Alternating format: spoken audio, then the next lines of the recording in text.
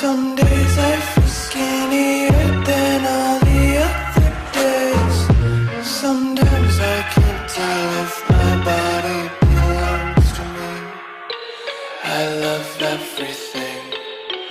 Fire spreading all around my room. My world's so bright, it's hard to breathe, but that's alright. Hush.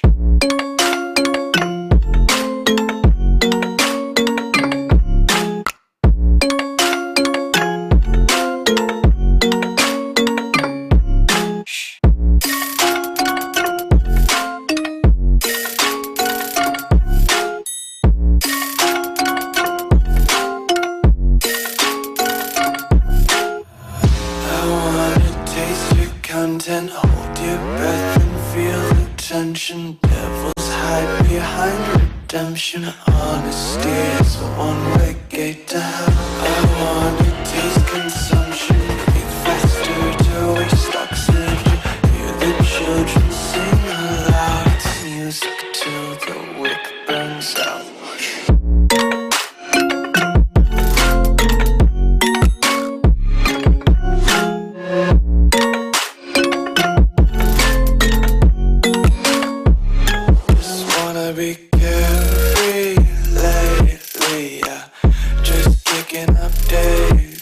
Got one too many quarters in my pocket. Spinning like the four-leaf clovers in my locket. Untied laces, yeah.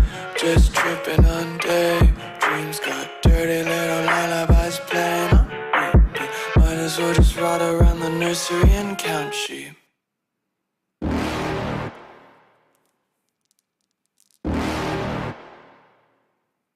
You're never gonna make it, you're not good enough. There's a million other people with the same stuff. You really think you're different? Man, you must be kidding. Think you're gonna hit it, but you just don't get it. It's impossible, it's not probable, you're irresponsible. Too many obstacles, you gotta stop it, yo. You gotta take it slow, you can't be a pro. Don't waste your time no more. Who the fuck are you to tell me what to do? I don't give a damn if you say you disapprove. I'm gonna make my move, I'm gonna make it soon. And I'll do it cause it's what I wanna fucking do. Cause all these opinions and all these positions, they come in millions. They blocking your vision, but no, you can't listen. That shit is all fiction, cause you hold the power as long as you're driven. There's no way that you make it. And maybe you can fake it, but you're never gonna make it. Are you just gonna take that? Make them take it all back. Don't tell me you believe that. Are you just gonna take that? Or will you fucking fight back?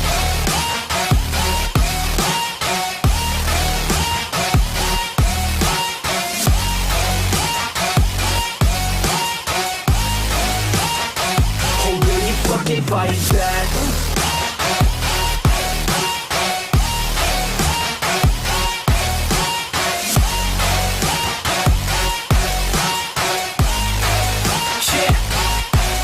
You ain't gonna make it, you ain't never ever gonna break it. You can never beat them and they're better than you face it. Thinking that they give a damn, you're not, think a straight kid. No, they don't give a damn, you got what I'm saying? I'm not fucking playing, I'll give it to you straight, man. There's too many others and you're not that great, man. Stop what you're saying, stop what you're making. Everybody here knows that you just faking. Nah, I don't wanna hear it anymore, I don't wanna hear it anymore. All these fucking thoughts, they are not what I need anymore. I'm about to shut the motherfucking door on all you poor ass haters with your heads in the clouds, talking out loud so proud. You better shut your goddamn mouth before I do more speak out. It's about to head south. Never gonna make it.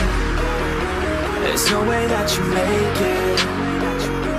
And maybe you can fake it, but you're never gonna make it. Are you just gonna take that? Make them take it all back.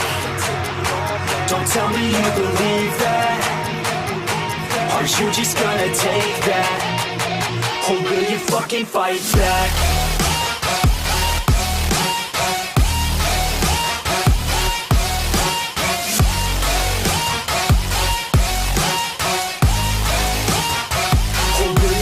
Fight back.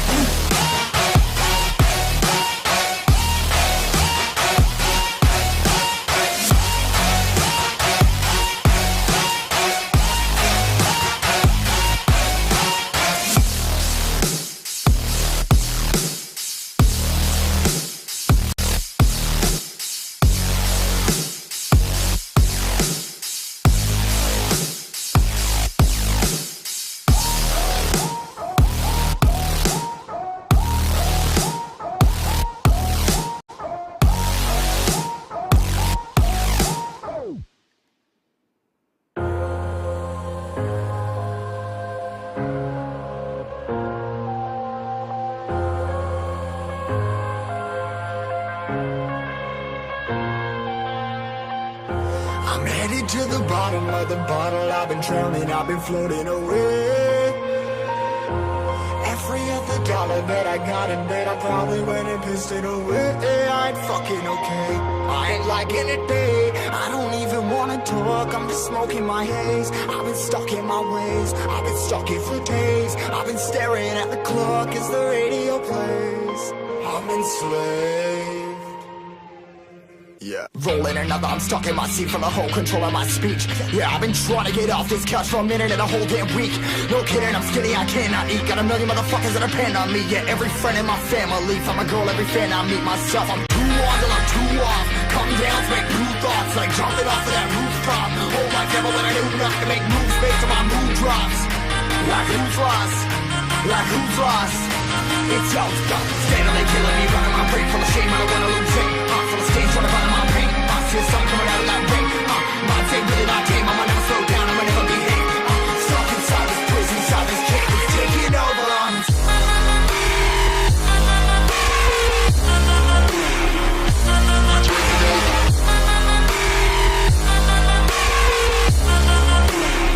Yeah, I'm a slave for you.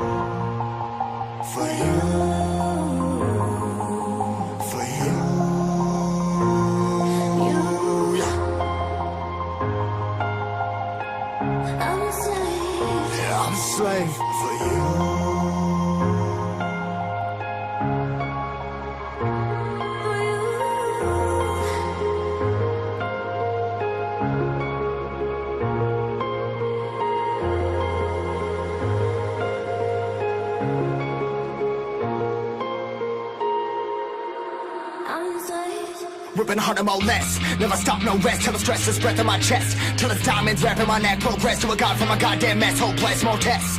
More blessed. Dug deep down trying to find my best. Find a beast, had to kill a conquest. I'm next. I'm too on till I'm too off. Come down, make new thoughts. Like jumping off of that rooftop. Whole life never when I knew not to make moves based on my mood drops. Like who's lost? Like who's lost? It's your stuff. Standing killing me, running my brain full of shame. I don't wanna lose it. I'm full of stage trying to find my pain. I see the sun coming out of that rain. Mind say really not tame. I'ma never slow down. I'ma never be hit. Stuck inside this prison, inside this cage. It's taking over on me.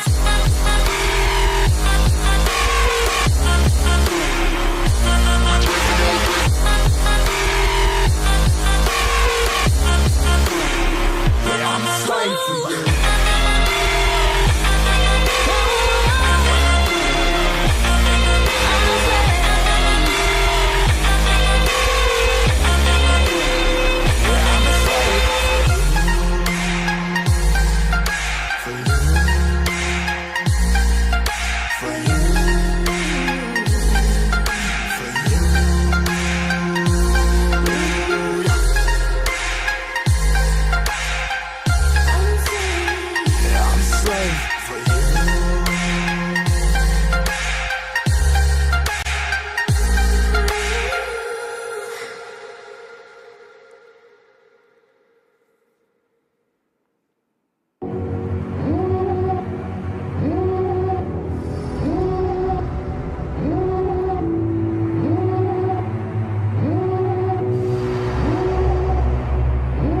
Devil in a red dress, call 911, I'm a killer.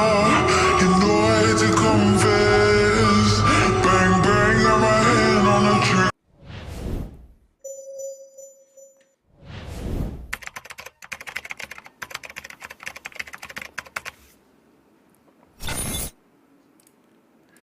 Good evening, everybody, and welcome to the February 9th, 2022 episode of the Cyber and Security Stream. My name, as always, is Neil Bridges, and thank you for joining me today. I cannot begin to state how utterly hype that track is. If you are interested to know which tracks that we play, you can hop over into Discord, hit that exclamation point Discord, hop into music sharing.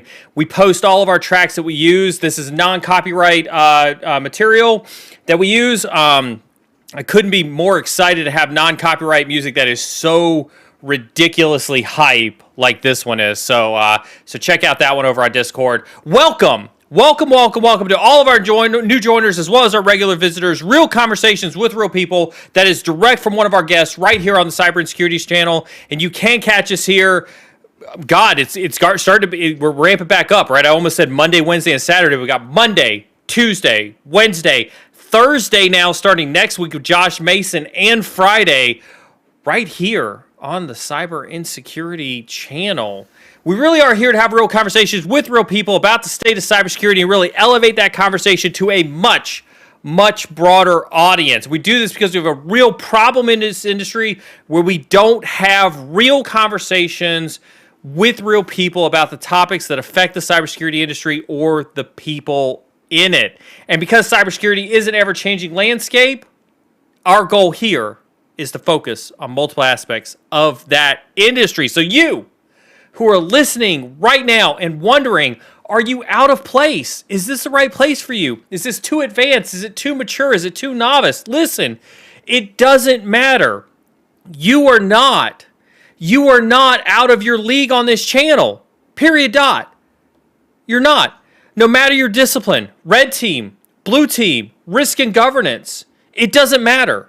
We don't care. We don't differentiate. We don't discriminate. We are here as a group, as a community, to discuss the industry impacts of the current landscape and the art of the possible when dealing with today's cybersecurity issues. So, whether you're an experienced veteran, thank you. I want to personally thank you for coming and participating and sharing your experience with this entire community. If you are new to the field, thank you. Thank you for coming and entrusting us as you learn and grow and become better in this cybersecurity industry. Thank you. Whether you barely know how to spell cyber, I can't barely speak cyber, let alone spell it, but at least I can spell it. My co-host can't spell it. We'll bring him on here in a second, see if he can spell cyber. But whether you barely know how to spell cyber or as somebody who was born into cyber, this stream, this cyber insecurity community is for you. We are here for everybody here to participate and learn from this community. With that in mind, we regularly try to have professionals from across the industry. And this is where I typically go. CBER, by the way. Come on. This guy. Killing me. This guy over here. Did you say CEBER? Did you say CEBER? I'm pretty sure you screwed that up even when you were like prompted to. Your dyslexia is showing again. My dyslexia is showing. It's called Old Guy Wednesday, but I do that out of support for you, Senility. old man. Yes, senility, thank you. How you doing, Jeff? I'm good. It's been a week. Tell me something awesome. Tell me something awesome about this week. Man, this week, my son is playing Fer Elise on the piano, and it sounds awesome. Dude, I love Fer Elise. I think Fer Elise is the greatest piano concerto ever. It is beautiful, and I just said beautiful, and it is just so cool to see your kids progress as they start playing. They start out with playing like the Indian dun dun dun dun dun dun dun, like the Indian tomahawk war music or whatever it is. And anyone that has kids that is playing piano right now, it gets better. It gets better. I promise you. It gets better. Hey, so just they start playing for release, and then it's like, real music. I love it. Okay. Just Ben wants to know if you shaved. I like you better when you do the winter grow. I like you better when you do the winter grow. You know, it's fine to a certain point, and then it starts bugging me. And if I am bugged enough, I just lose it. And if I can get beyond that, then I'm fine. When you say bug, you really mean the wife is like, "What the F is this on your face?" She doesn't care. It's like, whatever. They're still waiting for you and I to do a Rocket League stream, just saying. So there's that. All I have to say is I play. My oldest son plays. Like, he knows what he's doing. Like I'm still like, okay, I need a little bit more. So hold on. How good is he? He's okay. Like he's a chem major. If I were to put up an awesome prize package, like if I were to put up after he graduates this May, yes, you can put up an awesome prize package. Until that time, I don't want you distracting him. No. We will do a stream of cyber insecurity people against your son, and whoever wins, for every person who beats your son, I'll give him an I&E premium sub. To ask Ben if he wants that challenge. Oh, that's not Ben. That's Matthew. Oh, is it Matthew? Oh yeah, Matthew's pretty good. Ben and I are about the same.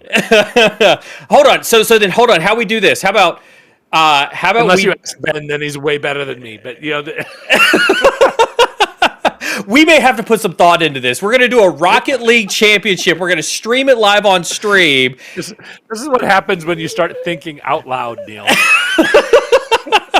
Oh, I give away stuff on stream? Yeah, that's exactly what happens when I start thinking out loud. Exactly. Jeff, you know what comes next. We do have moderators in chat. Jeff and I both want to personally thank each and every single one of our moderators, each and every stream, for their dedication. Moderators are here to keep chat free of sexist, racist, misogynistic, elitist, and otherwise toxic behavior. Zero tolerance for toxicity on this stream right here whatsoever. I do trust my moderators explicitly. Their decision is final. Between you and me, then they don't even step in the way of that. They're go Neil. Oh, but go. You know who the ultimate decision maker is. It's Carmen. Carmen, absolutely. There is a reason that there is a band hammer associated with her icon. It is because she is the ultimate deciding factor in what decides what gets it. Yeah, exactly. Yeah, Marcus Aurelius. Ban. Done and done. There's no appeals. There's no court. There's no Supreme Court escalation. There's nothing. So I have Carmen, to yes or no. I have to tell you this. And everybody in the community is going to appreciate this, right? So I come into Discord to hang out in sub chat for a night, and one of our community members is on a server mute, and I look in mod chat and I see everybody blowing up about something that's happening with the server mute, and I was like, oh Jesus, what happened? And so I read back through it, I see everything that's going on, and I go talk to the person involved and who got the server mute, and they're telling me, I won't disclose he or she, telling me what happened. And I was like, okay, I can see both sides of this story. I said, let me ask you this. Do you feel so confident in your story that you want me to get Carmen on this call and you can explain it to her and see if she sides with you? That's when the argument kind of starts to break down, because then they kind of go, oh. No. We're okay. We're good. Wait a minute. So Carmen would get on this stream? You can get Carmen on this stream? We will never get Carmen on this stream, but okay. She'll get in sub chat and she'll argue the semantics of why somebody got banned, and she'll be like, really? Explain that one to me. Yeah. She just took me down a notch by even like saying that out loud, didn't she? I'm gonna get him. Oh, I'm gonna get Jeff. Wait till I talk to Jeff again. However, as much as we talk about the mods are not here. Mods are not here to stifle chat at all. As you can tell from the questions we pushed on stream, we love your questions. Moderators are here to make sure that your voices get heard. The reason we have a no toxicity policy is because there are no stupid questions. We don't bring people on this stream that are going to tell you to try harder. We don't bring people here that are going to ridicule you for a question. We are here because everybody's voice matters, and we want to make sure that everybody's voice gets heard. Speaking of which, with that being said, I'll be answering questions on stream, but you're not here to see me, and I definitely know you're not here to see this guy over here. You are here, however, to see our super awesome special guest, which I'll introduce here in a little bit. I loved our pre-interview, and I loved, Jeff, the conversation we had in the green screen, the green room just a minute ago. It's going to be awesome.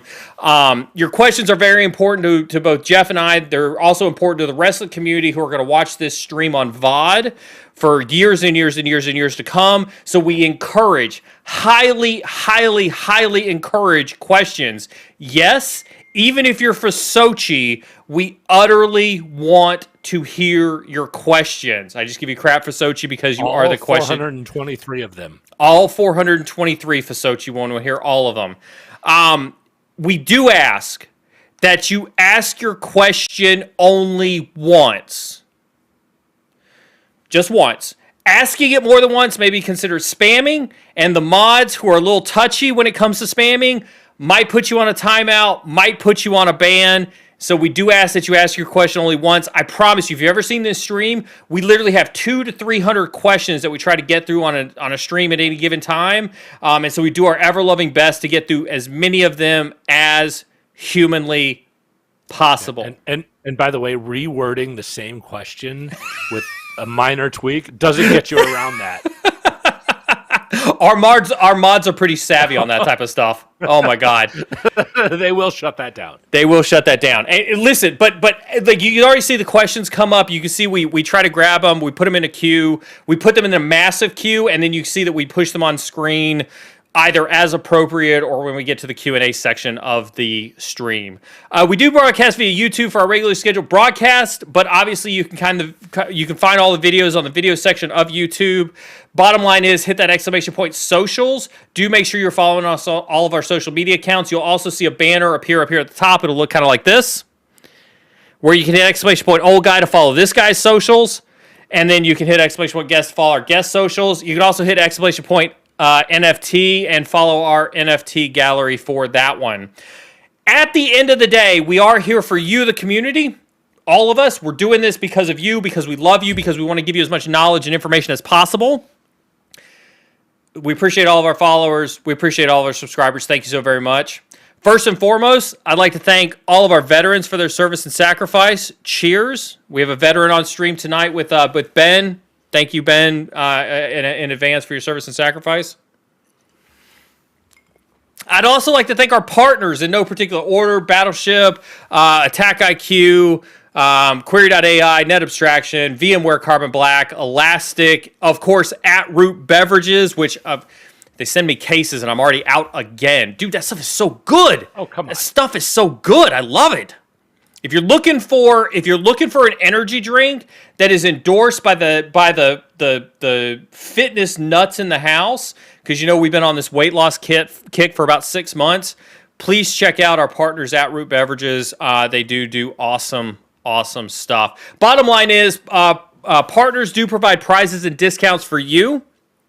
We wouldn't be able to, we literally make no money on this stream whatsoever. All of our contributions, the way we give out prizes and discounts, is through our partners program. And so my only ask is that you do support our partners, with that exclamation point partners, and do at them on social media. Attack IQ is a huge sponsor of the stream. They love what it is we're doing, and we couldn't thank them enough for that one as well. At the end of the day, at literally the end of the day, the reason that Jeff and I do this, honestly, like, you, the viewers, are the reason why we take time out of our day, out of our lives, why we ask folks like Ben to take time out of his lives. He literally just put his kids down. It is you, the viewers, that we do this for day in and day out. None of this, I'm serious, none of this would be possible without you. And so at the end of the day, our biggest thanks goes out to each and every one of you who watch this stream now live or watch this stream on a VOD. We will continue to provide you content as long as we can, and any and all proceeds earned on this stream go directly to contributing to the quality of the content and the giveaways. Now that that's out of the way, quick update.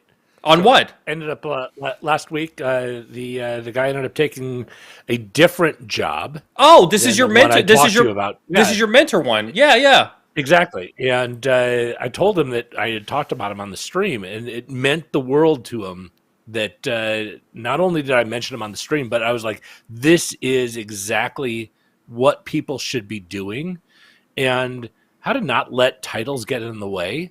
You just talk to people like they're people. You reach out to people and give them a reason why they should care. And it's amazing how many times people will go out of their way to help you. And it meant the world to him. I don't think the story's over, but he ended up taking a different job. But it's that same kind of tenacity that he brought to trying to get as many options open to him that he ended up getting a really good offer. What was it was neither of the two that he had to choose from, I take it. It was the one that he did not reach out to the CEO because he already had the offer. Yeah. It ended up being that was just a really good offer, and he's super excited to do it. So I think that's awesome. I mean, I'm glad to hear. It doesn't matter whether it worked out or not, right? I think we get so caught up on like, why do I do the effort of reaching out to the CEO if it's not going to produce me any results, right? What's the saying? You miss 100% of the shots you don't take. How would you have known if you didn't take the shot? Yeah, and super quick for those who didn't hear the story, it was basically a guy that I've been mentoring since he was in 5th grade. And his religious mentoring first, and then professional mentoring and relational mentoring. And that's really one of the key mantras. It doesn't matter what you're focusing on, just mentor someone. It's super helpful to you. Like, I have gotten as much out of this as he has gotten out of it with me. But, he reminded me that if you've got a relationship, even if it's the CEO, just reach out, write a respecter. And he did that because he wasn't getting what he needed in a job search. And for those of you that didn't hear last week, he reached out to the CEO, wrote a really professional letter. I wrote that. If you missed it, go back. And maybe one of our mods can put the link in so that people can go back to it. But he reached out to him and just said, "Hey, can you help? This is I'd love to work for you." He said this to the CEO. "I'd love to work for you. I did it as an intern last year, and I want to work for you again." Right? Say what you want. Yeah. And it's amazing what people will do to help you. And he immediately, like literally, the CEO of a company literally reached out to him within a couple of hours and copied the head of HR, copied a couple of other individuals who are way high up in the organization. And it didn't matter. He's a college senior. Yeah. And he just reached out because he had a compelling reason and he leveraged that. And, really kudos to him. It was awesome. I think it just continues to go to what we talk about, right? Which is don't stand in your own way from getting things done, right? Like this imposter syndrome that you may have, like, oh, I can't talk to the CEO, I can't talk to the CISO, I can't message Neil or Jeff, like I'm not good enough to do any of this stuff. Like don't stand in your own way from being that person, because it's gonna hurt you in the long run. It's gonna hurt you in the long run. Yeah, Neil, have you ever turned down someone that says, "Hey, Neil, can you help?" I absolutely have not. As a matter, ask anybody who's been in my DMs. Now, what I've told people. Now, what I've told people. That doesn't mean you're required that they do something, right? Right. So I had a lot of work involved. I had an individual today that I had been talking to in my DMs. Neil, thanks for accepting my connection. And, he asked me some advice on how he can get more information. I gave him some links to some videos and things like that. But he said, "Hey, Neil, can you explain to me what a payload is as it relates to an exploit?" No, that's called Google. And no, learning opportunity. Here's what I said to him. I said, I got a Discord of 4,000 awesome cybersecurity professionals. I said, I trust every single one of those 4,000 people on this Discord. There are 1,000 people on at any given time. I said, I would love to answer that question. But there are probably 4,000 people who can answer that question the same, if not better than me. And I would love for you to engage with that community and get their feedback on how to answer that question. Can I paraphrase what you just did there? Go for it. You basically said to that person, "You've got a card that you get to play with me once. Are you sure you want to waste that card with me on this question? Yeah.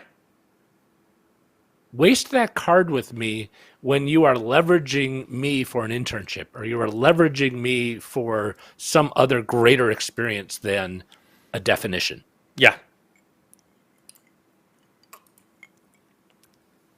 100%. 100%. Okay. We BS'd enough. We got a dude hanging out in the green room, dude. We got a dude hanging out. He's getting bored. He's getting bored. With our banter. We got an awesome guest tonight. I'm going to introduce him here in a second. Actually, I'm going to introduce him now, and then I'm going to bring him in the big screen like we always do. But I got to do my puff up. Let's get the hype hands in chat. If we were on Twitch, I'd be like, throw some bits, throw some subs. I'm gonna introduce Ben Opel, who's got an amazing background. He's obviously a veteran of the United States Marine Corps. We won't fault him for that. If you notice on his NFT, we've adjusted his intelligence appropriately for his service in the Marine Corps. We wanted to give him due diligence for that as well. But I mean, he spent a ton of time as a battalion communications officer, cybersecurity watch center officer in charge, cyberspace operations training and exercise officer. And then since being out, he's been with Attack IQ, director of customer success, senior director of solutions engineering. Hype hands in the air for our guest tonight, Ben Opel. Thank you so very much for joining us tonight. The floor is yours, sir, if you'd like to say anything. Neil, Jeff, gentlemen, thank you so much. Well, I will start. I was saying you missed the good stuff. That's I'll talk about it in a minute, man. But the career stuff you mentioned was probably the lamest stuff I ever did. But I guess you left that for me to fill in. Talking about the Cirque du Soleil that was going on in the background in the green room. your daughters are flying in the background. It was outstanding. You can see. Yeah, exactly. There's a punching bag there for my son, which we had to get for him. Things weren't going well as he started to come into his boyhood. Oh my god! He wouldn't just get the aggression out somehow. It's gonna come out. Yeah, it's just a matter of how. Better here than at school. Yeah. My god. Anyways, so I think you said piqued my interest. For release. It's actually a mistranscription. It's for Therese. Therese look at Malfatti, that! I believe it's her name. Yeah, but here's the thing. The apocrypha behind this are that Ludwig, he wrote that for her to learn to play because he was so in love with her, wanted to marry her. But when she turned him down, he was 3/4 of the way through writing it, so he made it really hard so she couldn't play it. That's a power move. Hold on, that it is wicked hard. Oh, we got to get a mod to fact check this because that sounds too good that you knew that off the top of your head. No, I said apocrypha. It's what I heard. It's not a music theorist nor a music historian, and a music historian, whatever. He already dinged you on intelligence, so I don't know. Well, I'm going to do my best to. That's pretty good. To validate you guys. You just took a giant step forward. By the way, people are going to start questioning Neil's NFT. Perfect. Yeah. My work here have a different kind of intelligence. Yeah. Dear God. Okay. So, why am I here? So to append something to the career history. Not that I want to talk about that the whole time. That was when I was at Mar4 Cybercom, and that was a great learning experience. I learned how to stand 12-hour watches on Panama shifts for 19 months. It was fantastic. After that, though, and I learned a lot there, to be frank, but after that, I got to go and stand up a cyber defense team down at the Joint Special Operations Command. That was the coolest job I ever had. And after that, I got to go stand up a new company-sized element, about 100 people doing cyber defense out in Camp Pendleton, so hanging out on the beach. Then I came over to Attack IQ. There's that. But to kind of dovetail a little bit, I cracked myself up. Anyways, you mentioned something, Jeff, about this young fella who just showed absolute brass balls and went for it and grabbed himself a job after working for God how long, 15 years, just to kind of figure out what he wanted to do and then actually become a specialist. That's probably the coolest thing that I've heard in a long time. That's really what getting people into this community, getting more qualified and interested people in this community is it's really what I'm about. And hearing that, I mean, nice. I'm going to quiz you on that later. But you're not supposed to be reading it. See, this is what happens. You get distracted, and that's what chat does. Oh, man. Chat's like, oh, can we distract him more on stream? I guarantee they can. Squirrel. I mean, In all defense, that was pushed too. It's different than reading the chat. Give me a sec. I got to collect my thoughts. Hold on. That's it. Chat has won. We are 30 minutes into the stream, and chat has won. You guys. All right, I think I remember where I was. I remember my offset here. Getting people in the community. Yes, people who want to do it. So this is me doubling down on what you said, not one-upping, because his story is way cooler than mine. I was getting out of the Marine Corps. Didn't know. I knew I wanted to work in cybersecurity. I had no idea what the community was about outside of people wearing uniforms. I got to work with some people in sales and whatnot. Just disgusting. If anybody's listening, I was going to say, right here. Right here. That was for you, Jeff. Boom! Shot across the bow. Oh yeah. Right there is in position for a repeat visit on your show. That's all that was. That was all it was. Pandering. Ridiculous. You either cause trouble or you ingratiate, man. That's you gotta right. go one direction or the other. That's right. But and I had a reputation for being an absolute dick to salespeople from cybersecurity companies. It's just what I did. I don't know why I did it. Chip on my shoulder. I don't know. Maybe I knew they were getting paid like 4 times as much as me. Whatever. However, I learned about what was kind of going on then, and as I'm on my way out, I thought, do I know anybody who does this? Anybody at all? And it came to me. There's this fellow named Carl who happens to be the CCO here at our Tech IQ. And I'm like, and he lived down in San Diego at the time too. I'm like, hey, Carl, like, I don't know what I'm doing with my life. Like, I have no idea what to do with this. Like, what? He just said, let's go have a beer. We did that. We talked. And then, 6 months later, as I'm getting out of the Marine Corps, he's like, do you want a job? And I'm eliding a lot of detail right there, but I'm not the kind of person who reaches out to somebody like that, who's like doing big, cool stuff. And, they're important in what they do. Like, no, that's never been me. Nowadays, though, different story. It's absolutely worth it to take that risk. And that's the thing. Like, I'm in this, number one, because it fascinates me.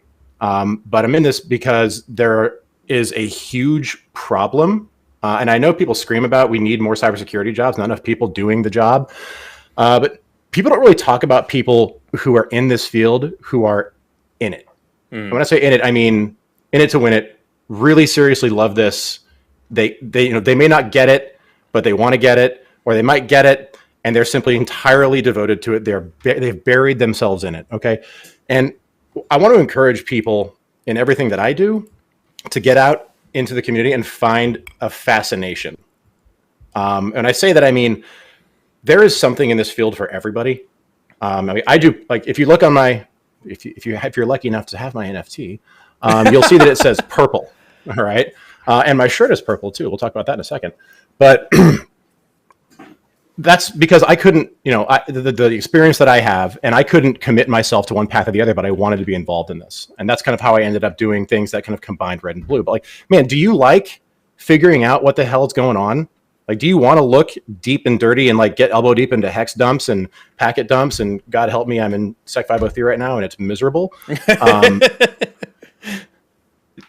Man, go on the blue team, or at least ask somebody on a blue team what they're doing. If you want to know somebody who's on a blue team, let me know. I'll tell you somebody I know. Do you like figuring out why people are doing what they're doing and what they're likely to do next? Man, Intel's got a place for you. Do you have a perverse fascination with breaking things? I mean, red team, man, I know plenty of those guys. Are you a bit rules obsessed? Do you like to control stuff? Not a bad thing. I'm just saying the world needs you on that compliance and audit team. Like, there's a place for you. No matter what your interest is in this field. I mean, if you have the slightest inkling that this might be something you like, man, just reach out to somebody and give it a try. Like, and I really want, I'll encourage any vets who hear this, man, I don't care if you're a cook, a baker, candlestick maker. If you've got if you've got a little, even a little bit of something here going on, man, you can make an impact if you care. Now, obviously, I'll extend that out to anybody who's listening. This community doesn't need more bodies. Yeah. All right. This is not, we do not do human wave cybersecurity. That's not how this works. Yeah. It's a matter of, in my construct, it's special operations cybersecurity. It is the right people with the right equipment, the right training, in the right place at the right time with the absolute best possible tactics. And you cannot get to that level unless you actually care. And if it's something that you like doing. I have met one person who is miserable doing cybersecurity who doesn't suck at it. or needs to get better at it. Sorry, I don't want to be negative. I don't want to be negative. What I'm saying is, like, if you're miserable and you're actually doing cybersecurity cool stuff every day and you don't like it, maybe it's not for you, or maybe you need to learn more about it. And that's the thing. This is encouragement. This is not me saying, like, man, if you're not doing well at it, you suck. That's not what I mean. It's just, I can't stand the way that we're throwing our communities, like, not so much our secrets, but like the things that we cherish, like our competencies and our that's what our deep dark secrets out there, as though it's just something that people can pick up and run with and can, should be just discussing, willy nilly. Like, I'm not an endocrinologist. I don't tell people what they should be doing, with their T replacement injections. Yeah. Whatever, man. No idea what that's about. But you know what? There's just a place and a time for someone to get good at something, get good, scrub, and and really run forward with it. And like, that's what we have to be encouraging, not just saying like, we need bodies, we need people to fill these roles. That's not what we need. We need people who care, and that's what I'm about. I want to get people as excited about it as I am, because, like, man, I feel like I'm going to talk about this a lot tonight, but I have always wanted to be the guy on keyboard. I'm not the guy on keyboard. Yeah. Never have been. In the Marine Corps, they actively said, no. You are an officer. You will not touch that keyboard. If you do it, I swear to God, we will kick you in the nuts. Like, don't even look at it. Yeah. Well, yeah, exactly. And it got to the point where I was like, man, I'm going to do it anyways. But my Marines were like, so no. Just go sit over there. There's an E1, there's an E2, there's an E3 over there. They got it covered. You're good. Yeah, like, they've got it. They'd be like, well, I'm going to clean something up just because I know the E8's going to get you in trouble for seeing me clean something up. But anyways, let me chime in on that one really quick, because now that you're on the outside, right? And not that Attack IQ is a startup by any definition, but they're small in the grand scheme of, like, say, a VMware Carbon Black or a Splunk or something like that. Has it been a shocker to you that when you get into that small team environment, that small company environment, like, people are like, oh, you want to put your hand on keyboard? We definitely need you over here to help with that. In a big way. Honestly, getting over an Attack IQ, and, like, when I joined, we were early Series B, and still pretty dynamic. And it really reminded me of working in the special operations community. Yeah. Flat command, high resourcing, very fast tempo. Mm-hmm. If you can do it, and if you have a good idea and you can do it, go do it. And so, yeah, how much I've been able to touch more tech in the last 2 years than I did in the 11 years prior. So this is huge, because, like, when people ask me like which way do they need to go with their career, like, can you talk about, like, dive deeper into that feeling? Like, you were Marine Corps, you were an officer, you were like, sorry, sir, we don't want you to get your hands dirty. Don't touch that keyboard. To, you're in a startup. If you're not touching that keyboard, we might wonder whether you actually belong in this company. Can you talk a little bit about that mentality shift for you? Oh, absolutely. I mean, I feel like the reason one of the reasons I was vectoring out when I was because that urge, that need to do so was, like, so powerful, because I was becoming more and more and more fascinated with the field as I kept learning about all the wonderful little dark corners and secrets and arcane, incantations down in the Windows kernel and things like that.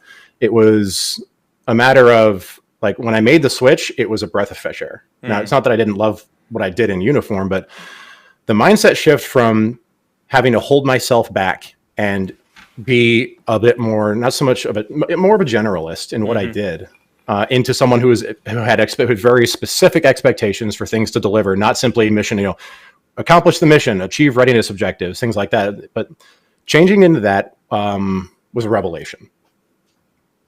Maybe for me, I don't know how it would be for a lot of folks, but again, I get the feeling from a lot of people that I've met in the last couple of years that they're probably in a similar mindset, because, again, I showed up and they said, "You're director of customer success." I'm like, it's great. What does that mean? Yeah, exactly. Like, you're going to make sure that our customers are happy and that they're renewing for the right reasons, and, like, then they're sticking around, and they are achieving what they bought this product to do. I'm like, okay, I get that. And I went and did it, figured it out, because, again, it wasn't all that different from from what I was doing in the Marine Corps, was just convincing people to do what I asked them to do, but, because there was a mutual agreement that it was in their best interest to do so. And it turns so as you might guess, it turns out that they made a wise choice in putting me in that position because apparently I didn't know I was doing it already. But in that process, I mean, I had to learn down into very, very fine detail the functionality of the platform and how it does what it does, and why a certain scenario, an emulated threat behavior is significant, and how do you engineer detections out of it, and all that kind of stuff. Man, I was happy as a pig in shit. Why? Because this is what I'm fascinated with. This is what I love. I love taking things apart. I love understanding how they work. I love seeing how things work at kind of like those deep, dark, Ben, stop. The only reason anybody gets into cybersecurity is to hack. The only reason anybody gets into cybersecurity is to pop boxes and exploit. You cannot possibly tell me that you ever enjoyed actually doing customer. Come on, Ben, you're messing with me right now. I was only messing with you when I first started talking about for release, by the way. By the way, Neil, you never give any of this to any of the GRC contacts. Oh, come on. I am totally, I'm equally opportunistic when it comes to, come on now. Come on. Oh yeah. Well, I mean, I guess you see, you say that. That's that was a joke, but it's a good point.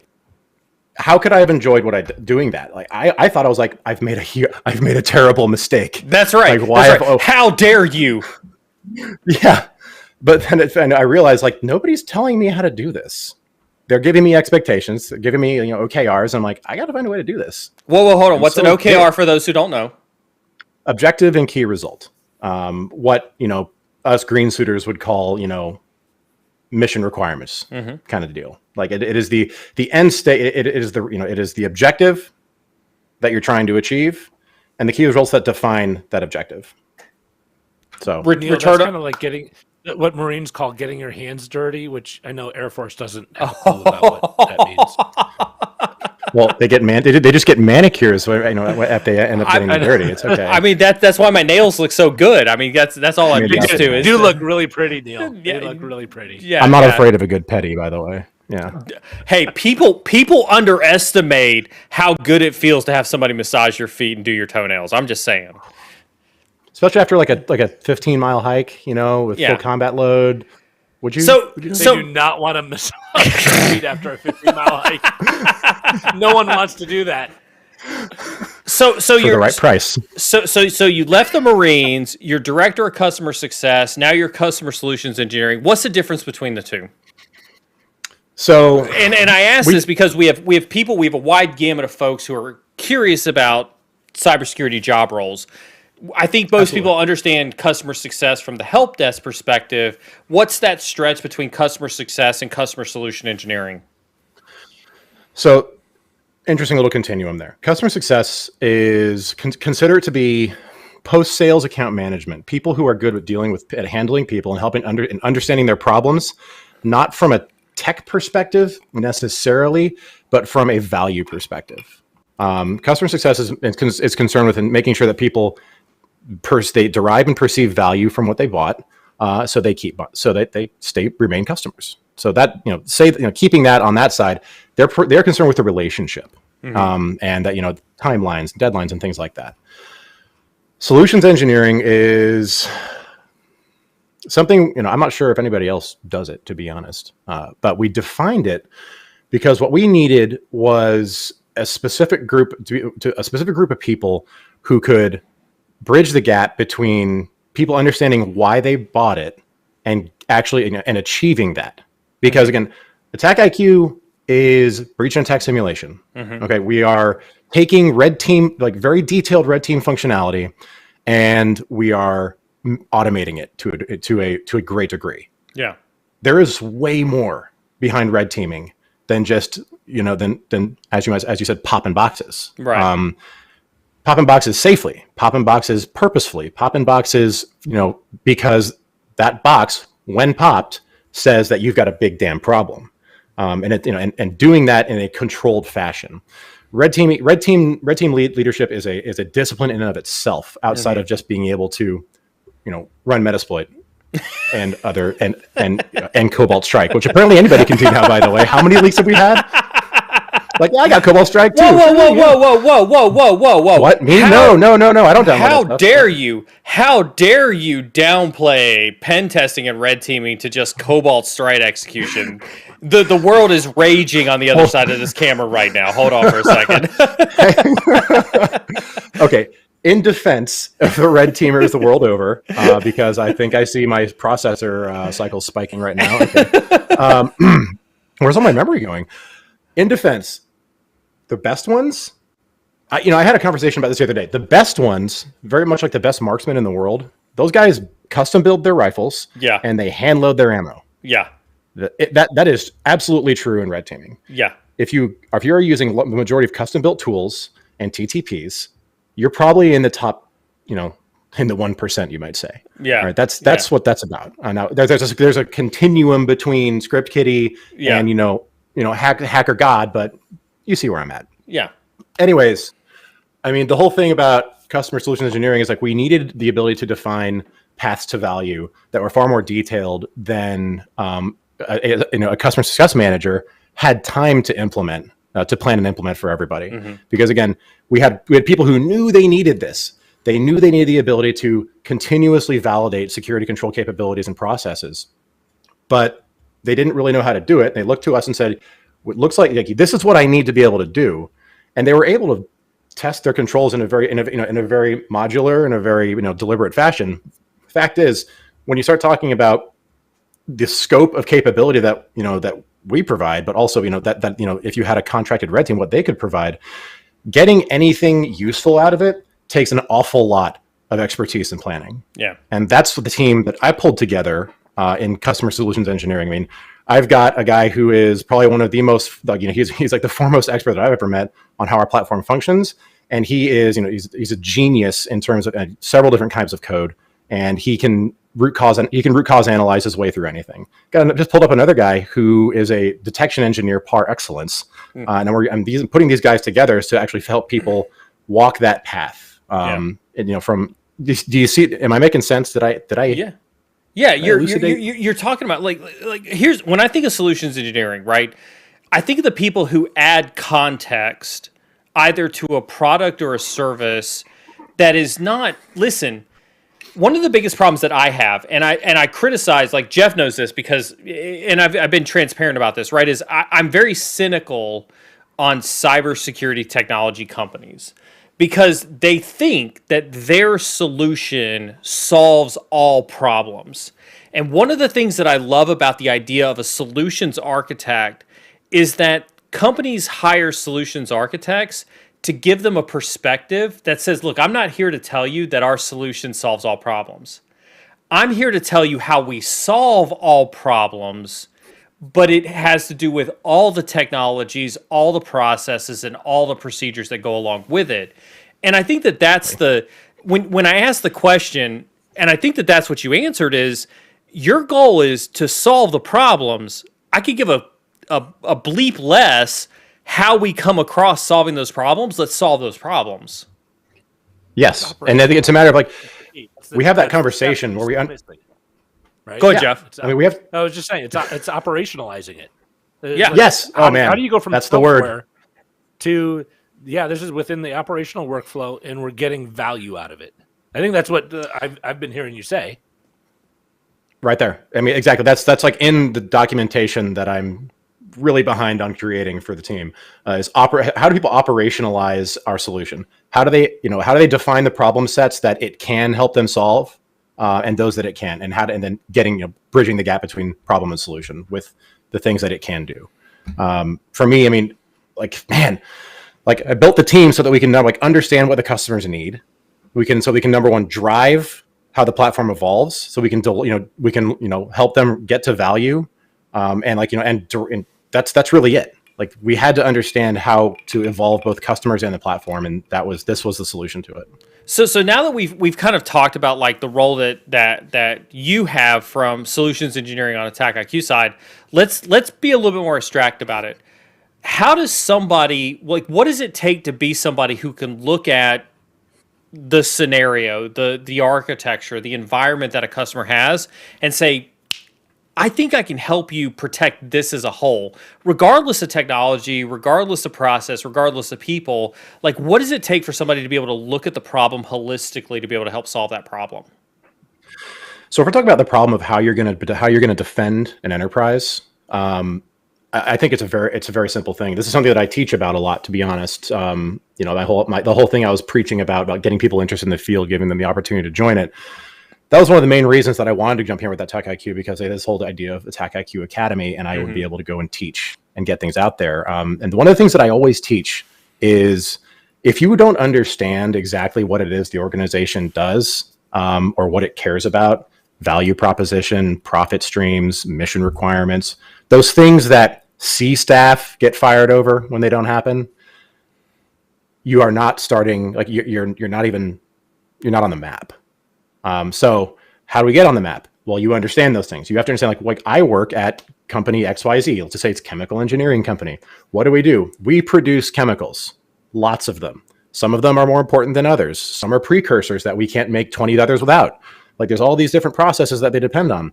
Man, it sure sounds to me like the systems that control your processing centers, your proprietary formulae, and probably customer data that they don't want it getting out. These are all pretty important things. So we've just come to an understanding of what it means to defend that organization. The rest is just details. Now, they're very very nuanced and very technical details that are lots of fun to talk about. But that's really what it's all about. What it takes for someone to be able to do that is the ability to step back and look at this from, as I heard ad nauseum in the military when people are trying to break it down Barney style, 50,000 feet up. What's the problem? What am I trying to do? If the problem is the company can't afford to lose this, well, then I'm gonna think about how I defend that. And it's called mission analysis, centers of gravity, critical vulnerabilities. So if you can understand things from that perspective, you can you can get going. We're basically talking about return on investment, right? For every dollar that I put in, what can I expect as a return on my investment for protection? Yeah, and that's the thing. That's the hard part. That's saying the quiet part out loud, aren't you? That's what we do on this stream. We definitely do that. I love it. I absolutely love it. The only thing I'd change about that is what is the incremental ROI? Define incremental ROI for the audience, just to be clear. And for the guest. And for the guest. Wow, did he just say that? And for the guest? That is a new one. I'll do it for you too. And for the guest. I'll do it for you too. I'm not an MBA guy, man. I'm new. Please. It isn't a linear equation of every dollar you spend equals a certain return on better protection or better risk aversion or better compliance or better whatever, right?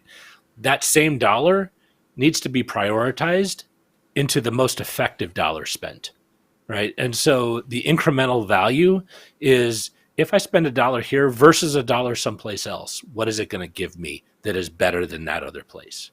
That's the incremental ROI. And I think that is what's missing in a lot of the writing of, hey, what's your business analysis of should we do this or should we not? Well, what's the incremental value prop? Like, is it best for us to spend $1 here? Because I only have a certain number of dollars. Where should I spend it? That makes total sense. Okay, I get it. Marine brain, wheels are turning, no smoke coming out. Got it. You can tell the two people without MBAs are like, Jeff, that sounds great. It's just big thumbs up right in the camera. You're awesome. I mean, I see where you're at. We talk about this ROI conversation, and whether it's incremental ROI or overall ROI, I think, like, I've always had a problem, and Jeff knows this, right? Technology doesn't have a great formula for quantifying, if you do X, it will save you X in the long run. It's terrible. It doesn't just not have a great one; it has none. Yeah, it doesn't exist. Like in security, it's just like, nah. Yeah, sure. More than like doing nothing. Hold on. The CISO's over there, like, still gonna get popped. if I spend this money, will I get hacked? Like that's it. Oh, I that's hate like that. No, that's the thing. That's the conversation. That's the conversation. Well, and that's the thing. Like that's another reason. When you were asked that, Neil, how do you answer that? Oh, I wanted to shoot myself in the head. I was like, it's like, oh God. I thought we were beyond this. No, we're not. No, we're not. Nope. I mean, that's some Pollyanna stuff, and I really appreciate it. Though it's like a white pill for me. Yeah, it is. Because I mean, like and again, Ben, I don't know if like you have a customer who like you give your spiel to, and then they look at you and they're like, okay, cool, so we're good, right? It's like, so you didn't understand anything I just said. So let's schedule another 2-hour training session. No, I mean, we give the spiel and they're like, so how will I, like, it's like, what they'll usually come at us with is something like, I have a requirement from my leadership to report on, our exposure to this specific thing. And we're like, okay, we can help you with that. And then we would use that to dovetail into the conversation about a larger, more broadly scoped, validation of their controls. The problem a lot of times is that the leadership, God love them, most of the time, the next week there's a new requirement, and they want to know if they're protected against that. It's that consistent shift between what am I testing and why, what does it affect, and who's going to care if I actually put the work in to do this? That's the problem we have, because like you mentioned it, the CISO is like, are we going to get hacked?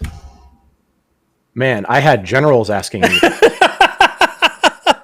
And like not, it's stressful when you have a CISO or a CEO being like, are we going to get hacked? And if you're wrong, you get fired. Like for me, like, damn, I'm going to go to jail. That's like, right. This is not okay. That's right. A CISO can only do so much. A general can do a lot more.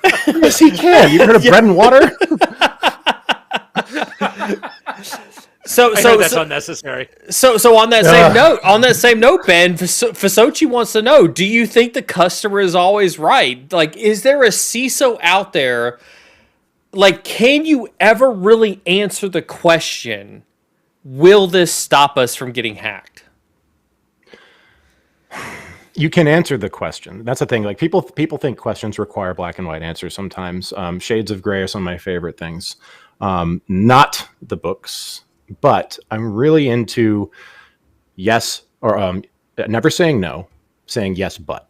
I learned that. But hold on. But don't you subscribe to the fact that once you say but, everything before then is pretty much BS. Like it doesn't matter. Well, it's a matter of how charming your presentation is. To be honest. But I mean, it's like 10% talent, 90% effort, man. Like, but that's what sets apart, I think, successful, like, middle to middle senior management in any I'll let that in a minute, in any field, be it military or in the civilian world. I mean, it's the ability to explain things to people who make decisions in the language that they understand and in terms of things they care about. If CISO says, yeah, are we going to get hacked by this? I'm like, or are we safe from this? We're like, yes, but if they modify this, or this, they could still get us. However, we've reduced our risk by this much when you take it in the context of this scope of attacks and this swath of our architecture. People have to actually start delimiting how they answer and being very specific about it, because we have to give people confidence by some means. Like, you can't just keep saying like, I don't know, we're not going to get hacked by that. Maybe we'll see. Like, that's just not going to work. So Brian wants to know. I'm going to turn the question to you, though, Neil. Okay. If when you were like meeting with vendors, would you want to meet with a vendor that always thought you were right and never pushed back? Would you ever give them the time of day? So I'm hesitant to answer this question, Jeff, because I feel like I'm an anomaly. I welcome adversity in all my interactions. I want people. I say intentionally controversial things. By the way. Oh, absolutely. Carmen I'm sure took a she. note of that. I know she did. I know she did. And everybody who's on this stream who works for me, right, takes a note of that. I will challenge Neil. I want people to challenge me. I want to say, we're going to buy Attack IQ, and it's going to stop us from getting hacked. And I want everybody on my team to cringe. And I want everybody on my team to be so triggered by that question that they tell me all, because you know what? That might be the only way that I get that answer. Absolutely. Maybe. Absolutely. Like if there was one of my Marines who ever caught me saying something stupid. Yes. Number one, they were decent enough to correct me afterwards. Yes. But man, if I didn't get corrected. And that's what I'm saying. Like if I have to say extreme things to have my team all of a sudden gather the courage to say you're wrong, I'll say those extreme themes because I want to hear it. So for me, I come into vendor meetings and I intentionally say, cool, so I'm going to buy this and I'm not going to get hacked because I want them to go, whoa. That's not what we're saying. Like, okay, cool. So what exactly are you saying? Like, I think that's the difference is I push the extremes. I'm the guy in the conversation. Like, nobody wants to be at a party with me. If you're at a party with me, I'm intentionally making you feel uncomfortable because I want to see how far I can drive your uncomfortableness. I'm in it. So I want to be at a party. What are we doing at Purple Hats this year? Oh, Purple Hats? You want to wait till Purple Hats? You want to go to Black Hat and DEF CON and we'll see if we can't make some real uncomfortable scenarios happen at Black Hat and DEF CON? We got this. Oh, cheers to that. Cheers to that. I'm there. Careful, man. Be careful. I mean, do we want to talk about people doing really stupid stuff while they're at a conference? I mean, because I got a few of those. Well, I mean, if we're gonna dive into the stupid side of this stream, apparently you are really, really good friends with Josh Mason. Oh, Josh. Okay. And Josh has got some very, very strong opinions on you, Mr. Opel. So much so that I've been littered with a litany of questions to ask you. This one just happened to come out in chat, and I have to ask you, what is the definition of Zephyr? I hate you, Josh. So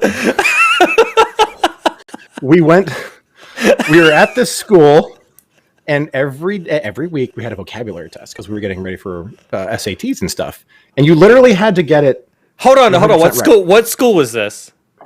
Northwestern Prep, NWP, where boys go to become slightly larger, older, and less responsible boys. So you and Josh were in a prep school together. Yes, but with school, more sorry. funding so they could do more damage. Strangely enough, actually, we had to make our own Thanksgiving dinner, which was a great time.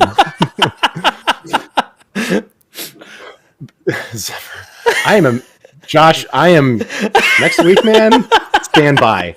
I wonder what else he has. But the thing is, I can't talk smack on Josh because I mean, he was the guy who, well, we say goody two shoes, like as opposed to what, a baddie one shoe, but no, like Josh, he's like he didn't want to get in trouble, he didn't want you to get in trouble, and he would try to keep you from getting in trouble, and he was just like really nice about everything, but like it just. So no one. I can't stay mad at him, and that's what bothers me right now. Yeah, that's the issue I have there. But yeah, either way, Zephyr. I don't remember it. But either way, if you didn't get every period and semicolon right in the definition, you failed. You're wrong. So I was also asked to talk about some teacher getting locked in a closet scenario or something or another. I had nothing to do with that. So is this Josh's doing, and he's just like trying to pawn this one off on you? Like come on, like Josh is over. Josh is open, man. Josh is clearly interested in throwing you under the bus here. You got to drop some dirt on Josh or something. Come on. Yo, dog. If I had just it, get one or two it of would your be on the peers, ground. and you'll like, make something up and get them agree to it. So I need to know I need to know. Well, Forrest Underwood, one of the guys who was there with us, another Zoomie Air Force guy. He's working in the startup space too. So like, I need to like poke him and see if he knows anything about Josh, because Forrest was an absolute degenerate just like me. So. But you just had a trail you don't want to go down. You just had me put You just had me put into an NFT that you weren't a degenerate, and now you're like. I said I am a degenerate. I'm not an idiot. So you got nothing on Josh. Nah, man. But you know what? I'm gonna make up some real good shit for next week. You better. I want to. I'll get up. I want to see some stuff that I can repost on Twitter and LinkedIn for Josh next week. Hot takes. There better be some TikTok footage that we can put up on Josh next week. I refuse to believe that Josh is a good old boy who never did anything wrong. That's insane. That's the thing, man. It's about relative definitions of wrong. I mean, I'm sure he did lots of things that he thinks were wrong, but that I was like, man, take a risk every now and then. You know, if you grew up in the 80s, it was pre-cameras everywhere. It was great. Uh-huh. There's no proof. So, you can do. Sorry, go ahead. Go ahead. I was saying, you can do with household chemicals and in a lock if you wanted to get into a room that was blocked. Apparently, Forrest has all the dirt on Josh. We're about to find out, homie. We're gonna put Forrest up on stream. Hey, we'll do it. We'll do a Forrest, Ben, and Neil stream. We'll rat out Josh and all of his stuff. Let's do it. That's it. Yeah. Josh is done. I have a feeling Josh isn't done. I have a feeling he's a squeaky clean, as they say, and you're not going to find anything. People say they keep the receipts, but I can make receipts out of whole cloth. Go ahead. Sorry. I was going to say, I was like, we can make receipts these days. We could actually put a receipt in an NFT if we really wanted to. Boom. Speaking of NFTs, before we jump into some questions, I do want to talk about our giveaway for tonight. I convinced you that NFTs weren't a scam. I was right-click gang until I talked to Neil. Explain that one. I love this because you're like the third person that I've converted from right-click gang. Yeah, so I mean, at the surface level, if you're looking at NFTs and it's like, this is utterly ridiculous. Like, I can just if I wanted this piece of art, digital art, I can just right-click, save as, and it's mine. We had this little conversation about the actual potential use cases for something of a digital proof of ownership, and I am reasonably convinced that there could be some possibilities for it. To the point where I let him put me on one. That's right. And you actually gave me some unlockable content that we can do. Oh yeah, dude. Yeah. And you're one of the first people who has given me two really, really great options for unlockable content. I want you to talk about both of them. For those who are aware, we are going to do a giveaway for Ben's NFTs tonight, and we're going to randomize the unlockable content. But you gave me two options for unlockable content, and I thought that the second one was incredibly unique. The first one was also unique, but will you talk about what you're willing to do for the unlockable content for the owners of your NFTs? Yeah. So option one, 12 hours, split over a year. It might say 3 per quarter, but man, if you just want to take a day and hang out and nerd out with me for 12 hours, I'm into it. Of mentorship, instruction, anything that you want me to impart on you or have a conversation about or yell at me for, really anything. But what I really like to do is, again, like I said, get people into the field, help them understand operational linkages between strategic and technical execution. Maybe a little nerdy on some detection engineering. I don't know. Things like that. Purple teaming, threat informed defense. I want to give that to you. I want to pass it on to you personally. Any questions you have about it, we'll do that. Option 2, I would like to host an ATF day for you. Now, for those, explain ATF day for folks. Of course. Those of you not from the US of A, ATF is the Bureau of Alcohol, Tobacco, and Firearms. They regulate all of the above. But when I have an ATF day, I drink alcohol, I smoke tobacco, and I shoot firearms. If you'd like to do that on my dime with my guns, I buy the ammo, I bring the booze. We don't drink on the range, no. And I bring the cigars. That is your other option. Anywhere you want to be in the continental United States and in an AR platform friendly state or municipality. Will you AR platform being AR-15. Will you travel? I will travel. You will travel. You will travel. So he will come to you and have a good day with you. Oh, yeah. That sounds like an awesome ATF. So what we Neil, I think we need to expand that beyond this whole conversation to a host excursion, ATF day.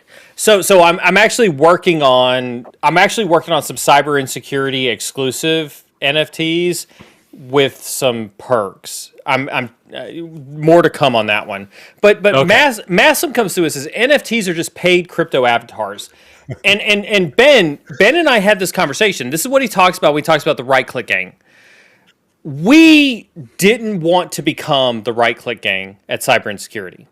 And so I tell you, the mods and I sat down and we spent hours trying to figure out how do we make NFTs valuable. And this is what I pitched to Ben and numerous other folks who come on the stream, where how do we give something back to the community that you can only get by having ownership of this NFT. So the folks who are going to win this NFT today, they're the only ones who can have one of the two giveaways that Ben is going to have. So it's not just a matter of having a crypto avatar. You're going to actually get either a mentorship session or an ATF day with Ben. And the only way to get that is through the ownership of said NFT. And that's how we're trying to differentiate this whole NFT space is, it's like, I'm not about that like 8-bit pixel type of thing. Although if anybody wants to pay $1.8 million for my 8-bit pixels, let's have a conversation because I'll take $1.8 million for an 8-bit pixel. What we're about is trying to give back to the community and give you something that you can benefit from. And so to that effect, you're going to get some awesome time with Ben. Here's what I'm going to do.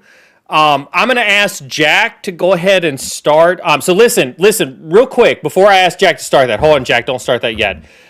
Make sure you hit ! Discord and you are in the Discord channel. You have to have your YouTube name associated with your Discord ID.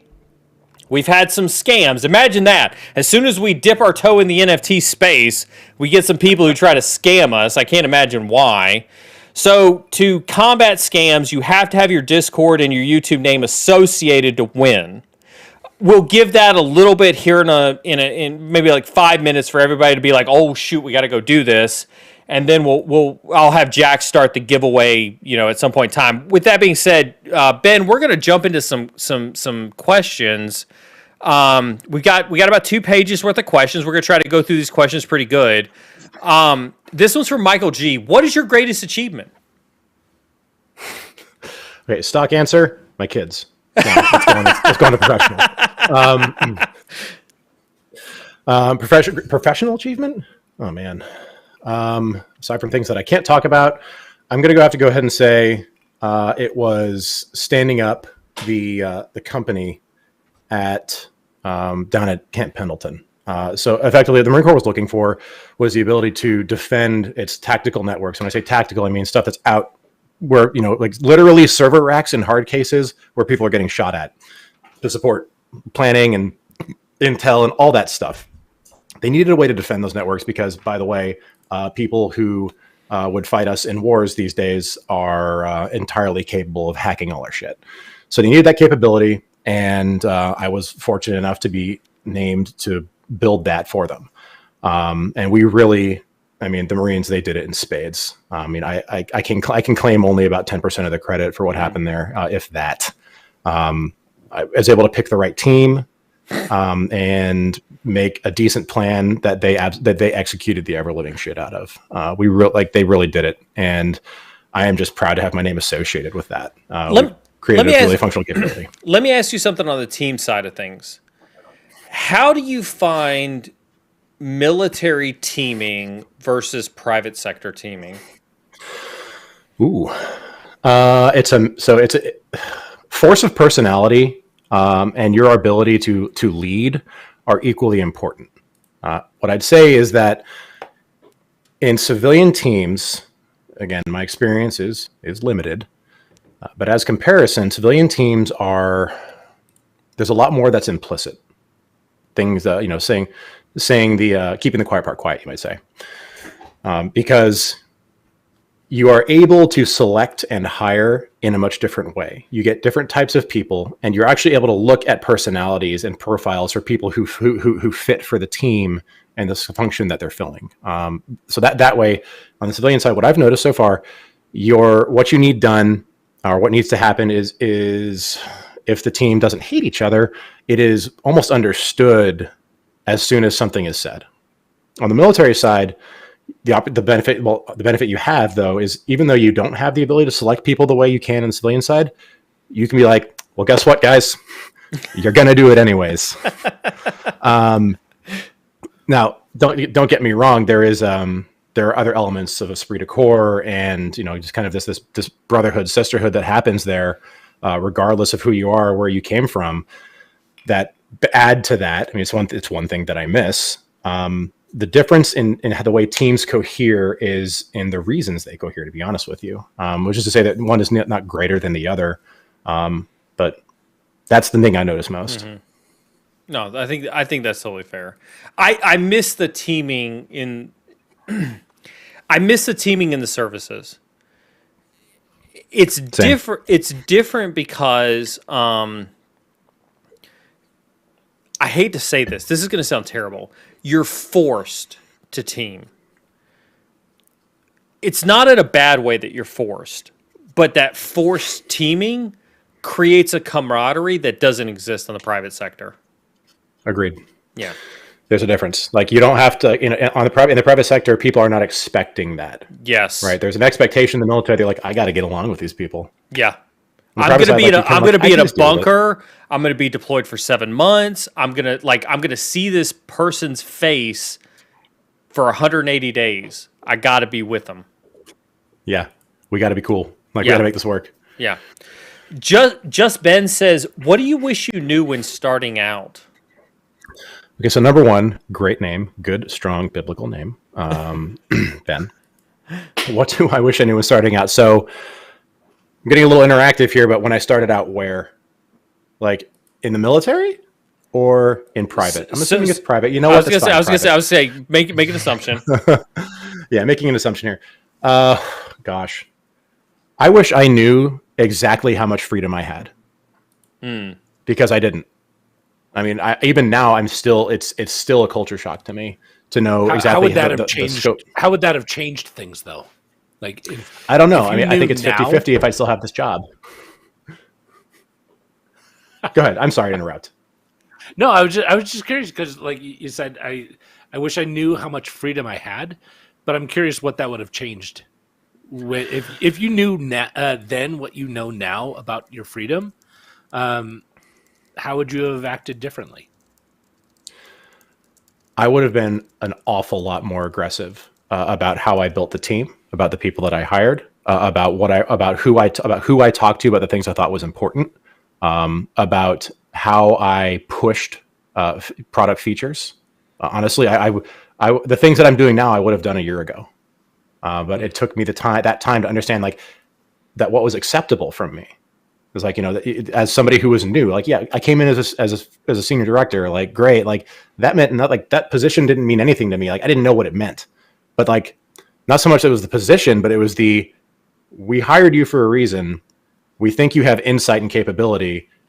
Provide it. I didn't grasp that. I thought they were like, hey, we're bringing you in because you can do these specific things and need you to go do those things. There was a breadth of expectation that I didn't understand. And if I had understood that, man, I mean, that's why I say 50-50 on if I'd have this job right now, because I would have been extremely aggressive. Because like I was very passionate about it even before I started working for the company, when I was technically an intern with them in my last couple months in the military. And I wanted to be like, you guys, I want to do this. This is so cool. You should need to do this. And I didn't do it. And it took me a long time to do it. So yeah, I mean, Who knows? Let me But yeah, ask you let me ask you something on that transition. You and I talked about this in our pre-stream interview a little bit. How did your mentality change? And I mean this from, we all had a certain perspective of cyber defense when we were in the services. And then we get out and we see the real world, if you will, on the outside. What was your perspective change when you thought, God, I can't wait to get outside because it's more mature, or they've got more tools, or there's no way that people are going to have Windows XP on their environments or something like that? Like, what was that change like for you as you went from inside to outside? It was less jarring than I've been led to believe it would be. Yeah. For me, it was incredibly jarring. I have no problem talking about it. I was shell shocked when I came out. I want to hear more about that. Actually, what was your first job out? So I was leading the pen testing team for a major financial institution, and I just got done doing offensive cyber for 24th Air Force for US Cyber Command. And we'd been hacking routers, hacking Windows XP machines, hacking things like this. And then I get outside and I'm like, I can't wait to get on the outside world where I'm not hacking Windows XP machines, not hacking Windows NT machines. And I get to my first... Or maybe I will be. And I get to my first financial organization, and the first machine I pen test for a real company is a Windows XP machine and a Windows 2000 server. And I'm like... What? These don't exist in the real world. This isn't what you sold me. What? How is the real world not more protected than the military? It's more. We're still I'm serious. asking that question, by the way. I mean, that's a great question. But it's like, I think honestly, it's a matter of extremes. What you see in the military is this average that's very. It has a low amplitude, right? Yeah. In the civilian world, not only does it have a very high amplitude and the difference between the lowest and the highest, but the frequency and the phase are completely jacked up. Like you have teams that are just absolutely astronomical, incredible, and they tend to pull the average up in a weird way compared to public sector. But then, man, like none of my customers, by the way, then they're like, wow, bro. What are you doing? I was floored. I was like, I expected to have to step up my game to be on the outside world.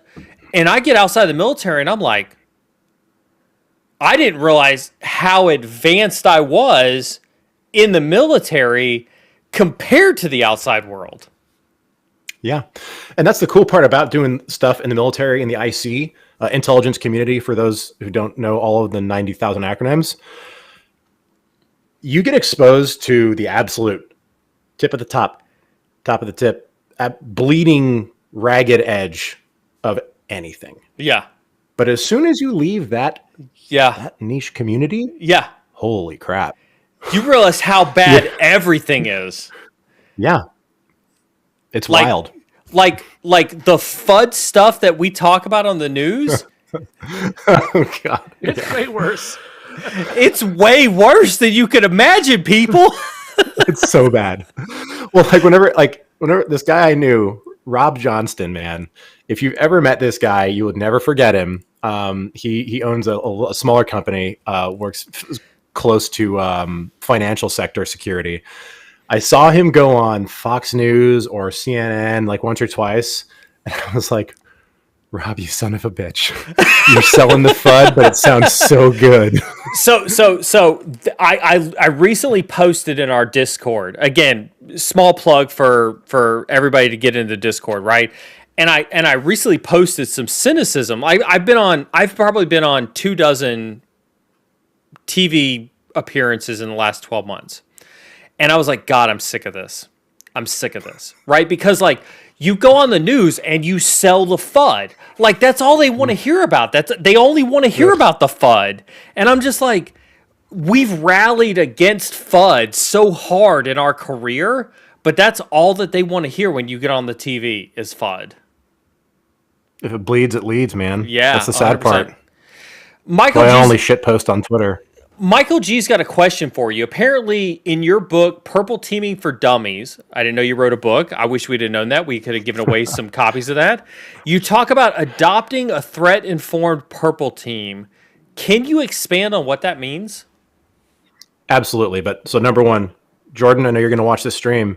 Let's get some copies to the folks. Yeah. All right. Yeah. Let's get some copies. It's done. Yeah. Let's do that.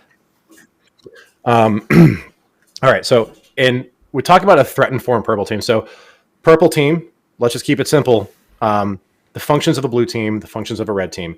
You put these people in the same room or in the same Zoom conference, whatever, and you make them talk to each other and understand what the other person does and how they can actually make each other better in a continuous fashion. Okay. So, what I mean by that is red team throws an exploit, blue team either catches it or they don't. If they catch it, they're like, gotcha, here's how I did it. Red team's like, ooh, nice, I'm going to fix myself. If they don't catch it, red team's like, hey, we gotcha, same story in reverse. Okay, that is what this is about. It's about this feedback loop of people improving themselves. That's the whole point, all right? A better red team makes a better blue team makes a better red team. That's the concept. So threat-informed is doing that, is performing that process in the context of the threats that are most relevant to your organization. And how do we know what's most relevant to our organization? It's when we look at that mission analysis that I talked about earlier. What does the organization do? How do they do it? Who cares about what the organization does and how they do it? And what can they do about it? That's really it. Those are the threats that inform your purple teaming. Who wants to screw with us? And how are we going to stop them? I hope that answers the question. Let's dive into that. The only thing I want to add to that is something that Neil absolutely drilled into my brain because he actually taught me how to be a purple teamer, which is a little comical if you know my background. But he talked about business impact, right? More of a lavender teamer these days. So that's, but that's exactly. That's the only thing that I want to make sure we add to that because, like, what's the relevance to the business? How does it actually impact the business? Exactly. He nailed that into my brain. And Neil, it is still in there. Kudos. Nice. Well done, Neil. It's all that matters at the end of the day. It's all that matters, dude. I don't know why. I mean, I get, art for its own sake. I get, like, look at this boutique exploit I made for its own sake because it's just cool, but you're not getting paid for it, man. You're getting paid because you protect business goals. God, there's a lot to unpack there. That's like 17 different soapboxes. Oh my God! Right, oh my God! I've one sentence. You stir that pot, baby. Let's dive into this threat-informed defense, right? So obviously I'm a huge purple teaming fan. We tried to do purple teaming in the early onset days of the red teaming pen testing conversation because we were like, hey, I'm going to stop being in my secret little bubble and I'm going to try to bring the IR team and the defensive team in with me when I do pen testing and have this conversation with them.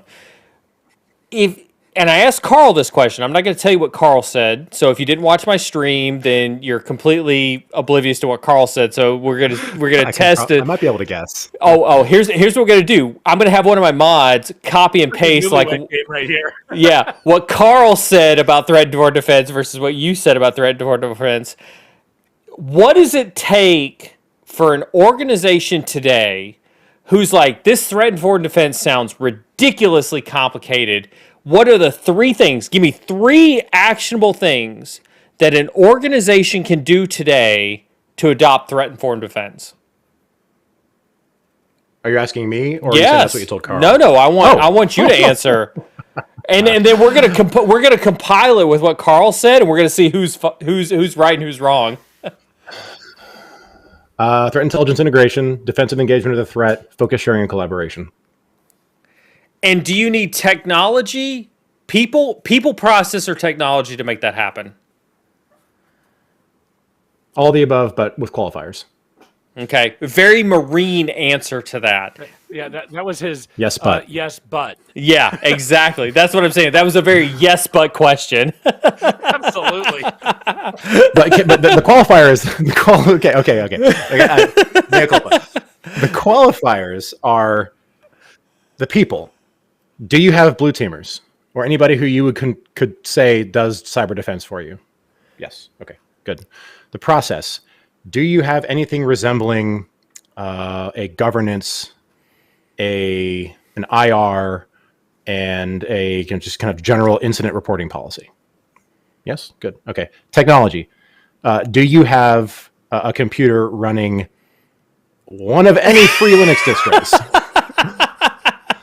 and with an internet connection? I'll take anything. Whatever. I don't care if it's Gen 2 at this point. But yeah, that's what I mean. I mean, because again, when I say threat intelligence integration, man, there is so much good free stuff out there. I mean, you could go on just MITRE ATT&CK on that website and dig into a technique that you find interesting, and I guarantee you're going to find a threat that you're interested in that's coming after that. Now, I can explain something to you, but I can't understand it for you when it comes to understanding mission analysis, right? That's a skill to learn. Yeah. But once you've done that, you know what threats care about you, or you can make reasonable assumptions about it. And you got that. You got intelligence integration because there is a broad spectrum of intelligence available, open source, as long as you can, and you can categorize yourself into that. One, defensive engagement of the threat. Can you there, Mr. and or Miss Security Badass, write a script? Can you write a script? If you can, then you can emulate threats to about I'd say about 50%, 50 to 60% of threats you can emulate on your own. And by the way, they're written for you already. And when we're talking about this, we're talking about, I'm going to make an assumption, you can use Atomic Red Team, script out the Atomic Red Team stuff, and that gets you the 50% capability that you're talking about. Yeah. I mean, even if you, like, Atomic Red Team, great stuff, by the way. Yeah, absolutely. Even without that, I mean, you can just roll into Bash or CMD. Yeah. Yeah. Or PowerShell. There's entire exploit frameworks written in PowerShell. Yeah. I mean, these things are all free, and you can do these things. So, I mean, defensive engagement of the threat is that whole idea. Is like, let's put the threat up against us in a practice environment and see what happens and see how we perform. So, like, bang, right there. And then the last piece is focus, sharing, and collaboration. When you learn something about how your defenses are doing, that implies more than a simple need for you as a security person to fix a configuration or a profile or a policy. That implies that there is an extant threat to a part of your architecture that may involve critical assets, centers of gravity. So collaborate with the people who can, one, help you fix that problem if it's not something that's in your tools. Two, help you fund fixes in terms of people, process, and technology. And three, most importantly, give a shit about that stuff that could be affected. I mean, that's it. So, yeah. That easy. And the reason, well, no, we joke, right? But the reason I asked the question that way is because, like we hear threat and foreign defense. Let's be honest, right? In a world of Gartner charts, in a world of, fancy acronyms, XDR, and crap like that, right? We get caught up that there's some fancy magic to doing basic cybersecurity stuff. When at the end of the day, what you just described, sure, you're with Attack IQ, but it doesn't require an Attack IQ platform. It doesn't require, some magic magician riding on a dragon into the cloudy space to make it happen. Please continue. I'll hold that. Just go ahead. I'm sorry. Sorry, was that a little off the chat or something like that? Sorry. No, you made me think of my favorite power metal band. Oh, gotcha. But my point is, we get back to the basics. Like, right, technology is great. We all love technology, and technology makes our life a shit ton easier, right? But it's people, process, then technology, right? Let's fix those things in that order, and we can get to a threat-informed defense model that doesn't require us to drop ridiculous amounts of money into technology if we can fix the people and then the process, and then we can focus on the technology. Yeah. And I mean, that's what we're all about, is picking the right technology. Yeah, exactly. And to be honest, like, you can do, there might be people, I might get flamed here, but like, man, you can do an awful lot of what most XDRs do with Velociraptor, okay? Absolutely. Like, Thank get out of you my so face. much. Thank you so much for saying that. Velociraptor is awesome. Love go research that project, people. Yeah. But the thing is, like, what you get with these big, powerful, and yes, expensive EDRs is all the massive number of people behind it, providing you with convenience, with with references, and with reliability that you may not have time to do yourself. Yes. So that's it. I got to jump in here on this, because I know you and I have talked about this, Neil. No. I'm kind of in favor of what you're saying here. Go for it. I get it, right? The reality is, if people would do the garbage jobs and patch, I'd be out of a job, because they wouldn't need it, right? I mean, EDR, okay, maybe that's an overstatement. But the reality is, 0 day is going to 0 day. If you don't patch, you better have EDR, because something's going to happen that you need to unwind the clock. Or deprecated OSs, right? or deprecated software, or anything like that. If you're doing the stuff that you're supposed to be doing and the processes, yeah, you're totally right. The technologies become less relevant. Yeah. The problem is that name a company that's doing it really, really well, and are they in anything other than the 1% minority? What I would argue is that if you are less than a $1 billion company that hasn't been around for more than 5 years, you're probably doing it right, because you grew up in an era where technology and security was front of mind. If you're some of the life sciences companies that I've worked for, where you're 135 years old, where security was not the front of mind, technology was not the front of mind, sure, you're 100% right. We've got... And honestly, the cost of undoing the technology that is already in place, yes, a sunk cost, yes, is stupid.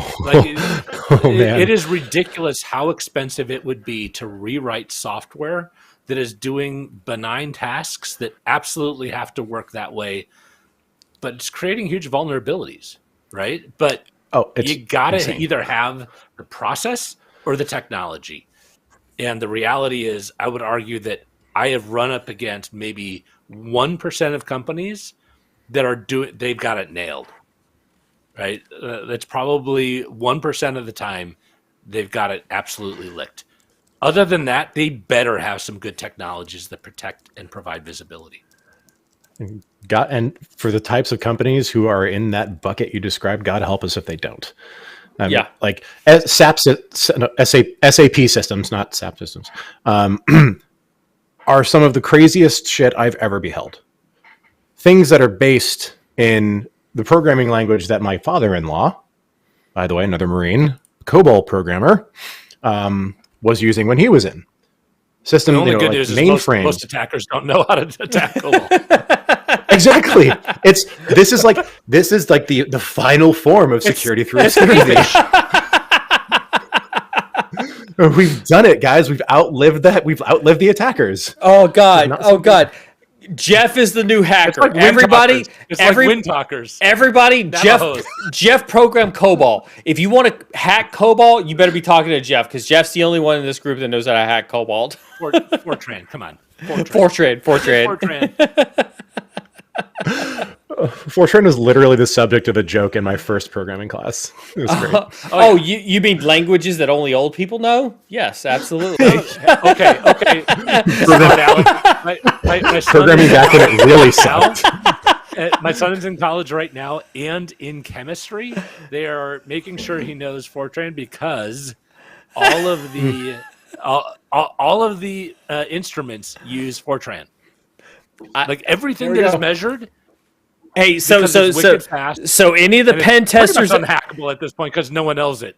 Any of the pen testers out there that want to know where they could target, go target the old chemistry equipment that used at There you go. the Illinois uses colleges. that kind of stuff. Ben Undefined Creature says, "Do you think joining the military under a cyber-based unit is a good way to enter the field?" All right, let me think of. Hold on. I know like a couple of languages, but I'm going to imagine how many languages I can say yes in. I mean, for real, dude. Yes, da, si, yes, absolutely do that. Yes, period. Do that. I'm serious. Why? Military is Why? throwing money at, number one, expanding the field, buying better tech, getting tons of training. Right, they are not kidding around about this. Military is very serious about cyber right now. I was there as it was ramping up, and it was already just impressive. So if you've got the brain power and the skill set, do it. And if you're curious as to like what the options are, I am more than happy to talk to you one-on-one about this. And I'm not just going to push you to the Marine Corps, by the way. There are all the branches are doing this stuff. And if he does, you can reach out to me, and I'll help you make the smart decision. Okay, so here's a legit question: which branch does it best? Oh, that's horrible. And no, I'm going to ask you why. Okay, so are we talking about offense or defense? That's a great question. You can define it. Okay, defense. It pains me to say this in a very big way. I'm a Naval Academy grad. The Army. I'd agree with that. I think the Army really they've stolen a march on everybody. Yeah. With how they structured their teams, how they have supported them, how they've given them authority, how they've deployed them, how they've equipped them. In every way, the Army's got it in defense. 10 of 10 would agree with that. Nice. What do you think about offense? No, he asked you. Oh, me? I asked you. Here's the thing. Air Force are the OGs in this. He doesn't want to say it. But if you ask certain 3-letter organizations who they want to work with the most when it comes to things in that realm. No. Just because you're more Semper Fidelis. No. Semper Fidelis. Hold on. Let's be honest about that. Just because they're used to you following orders without questioning the retardedness of said orders doesn't mean that this was going to possibly lose the stream entirely. I'm curious. This does not mean that you are better offensively. The Air Force has better offensive capabilities. But I will give you that. Now, here's what I'll tell you. I've been part of missions where the Air Force offense spends too much time pontificating on the right way to do things, and we lose an opportunity to do a mission because we spend too much time pontificating on how to do it.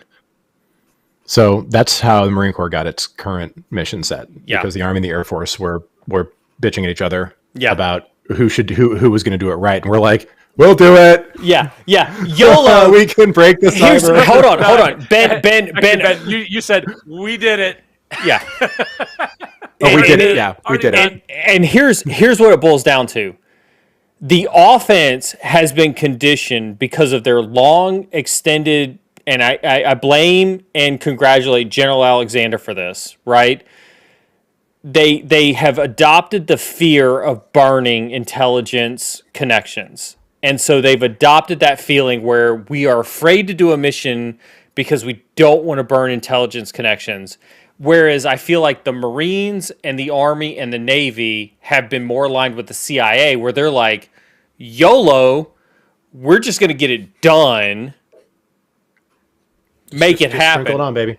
And so I'll totally agree with you where the Air Force has misaligned itself to the Title 50 mission versus the Title 10 or the Title 18 mission of getting it done. And so capabilities-wise, the Air Force, hands down, every day of the week. Operational execution, yeah, we failed that mission. Okay, so here's the question. Agreed. You've got an Air Force, a guy coming out of Air Force cyber, guy coming out of Marine cyber, guy coming out of Army cyber.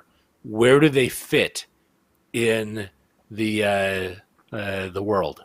Like, what jobs should they go after based on their experience? So in the civilian world, Yeah. like people leaving the service. Okay. Yep. Air Force with one of the many contractors who hang around Fort Meade, specifically the ones who are into hands-on execution. Army. I'm going to go with one of the big, one of the big DEFCONs, not DEFCON itself, defense contractors, because of the mindset they come out with. Again, they have some very, very sharp technical guys. Like, don't take this the wrong way. The mindset they come out with is very much it is lent to working in that environment. The idea that you're coming in at this level, you're going to execute this specific series of tasks, and that's what you do, and they're very good at it. A Marine, I'd say, well, bull in a china shop. Anywhere we can go and execute violently. Like that's what it is. And you don't consider yourself bull in China shop, Neil? Really? Oh, totally. Ask Carl. Oh God. No. I will risk an out. Look. I love to YOLO full send, but I will be like, are you okay with this? I'm going to do this. I'm going to mess this up. I'm probably going to tip over this box. I just want you to know this is all the risk involved with everything I'm going to do. But here's Are you good with that? benefit. Are you good with that? We gonna do this? Yeah, like that's always been my mentality. I've already asked for forgiveness by then. Yeah. Well, because we obviously, forgiveness beats permission every day. Oh, absolutely. 7 days a week and twice on Sunday. Hands down. I learned a lot more forgiveness. I learned a lot more forgiveness being out of the Air Force than I did being in the Air Force. Like the amount of when we adopted offensive cyber warfare, we did it on the pilot's schedule, which meant we had checklists, we had risk assessments. When I went into my first, when I built the red team at the financial institution, when I got out of the Air Force, the first thing I did was build a risk assessment for how we ran sketchy, exploits doing red team operations, because I wanted people to understand this was the risk assessment that we did before we potentially tipped over a box. And my boss was like, tip over the box? I could care less. And I'm like, yeah, really? How many? That's so weird to me. And so, yeah, no, it's very much like, we're all about that, like that risk adverse mentality when it comes out of the Air Force. We're used to getting yelled at when we tip over a box. Yeah. So, that's a really interesting cultural point you bring up there. It's something that I've talked about with some people I know on the Air Force side. Actually, my boss back down at JSOC was an Air Force colonel, and he explained it to me. I can't remember the terms he used, but on the spectrum of risk averse and risk seeking, he's like, you and I could not have been raised more differently. Yeah, 100%. In the military. 100%. The Marine Corps are like, hey, I see bad guys over there. And your buddy's like, bro, let's go. That's how we do it. That is 100% true. No, that is 100. Wait for me. That is 100% true because the Air Force mentality is like, yo, I see bad dudes over there, and we're like, yo, we got to go talk to this dude. We got to go talk to this dude. We got to make sure this op plan is on order. We got to make sure the stow is on board with this tool set. We got to make sure. Oh, dude, it's a whole ordeal. Oh my God, it's a whole ordeal. But at the end of the day, like, if you guys have the time and space to actually to do that, it's absolutely freaking spectacular. We're just like, so whoa. Here's a follow-up question to all of this, right? You're a CISO. do you want all former military? Is there a detriment to having all former military that you can see? Like, okay, well, that's good, but that would be bad in this situation. And what percentage of each would you have? And where would they be? Go ahead, Ben. Like, you get to design an entire security organization from scratch. Do you hire entirely former military? All right. So no, I do not. We lack a lot of critical context in terms of how to interact gainfully with normals. And when I say that, I mean he was 2 syllables short of normies on that. I'm trying to restrain myself. You're lucky I didn't have Pepe in my background. Okay. The fact is on this one, I would want ideally 50-50 spread. Now that is relative to both management and individual contributors. I think military personnel, when you pick people for the skills and capabilities that they have, they bring something to the culture of an organization. And by the way, if you do a personality screening, at Tech IQ, we have a very strict no asshole rule. It's an important rule. Yeah, it's a very important rule. Really important rule. Like I love like everybody I work with is great. Their buddies. Yeah, like that's how it goes. I mean, that's the thing. That's what military people do, though. Like we bring in our buddies. Like the customer success team is like 50% military. They're like, it's like, or maybe more. Like my boss was Marine. My boss's boss was Marine. Guy who works for me was a sailor. Another guy works for me was an Air Force. Like they're everywhere. I mean, that's just the only thing we don't have is Army. I need to find me some doggies. But anyways, 50, I'm sure we can help you out in this community. Yeah, soldiers, come on, man. Hit him up. But I'd say at 50%. 50, hit me up. Okay. We're gonna be hiring soon. So you're 50-50. What about you, Neil? It's hard, right? Because like, dude, I love to hire military, right? The reason I love to hire military is when you find the right military person, there's the right balance between, yes, sir, I will execute on the order that is given to me, regardless of how stupid it is. If we're listen back to our earlier conversation, this is gonna be my follow-up question. No. Listen, let's be honest, right? Like, no, Ben, if you said 100%, that was gonna be my pushback. Right. There is a certain amount of there are folks that you can hire that have never been part of the mentality that says, yes, sir, I will go sweep the leaves out of the foreground because the general is coming through. I will paint the rocks. Yes, sir, I will paint the rocks. Yeah, okay. And while I don't hire for the people exclusively who will paint the rocks.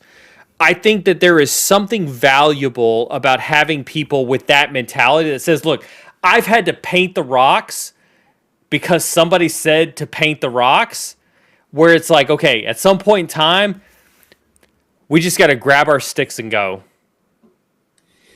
Mm-hmm. Right? Yeah. Yes. Go ahead, Ben. Go ahead.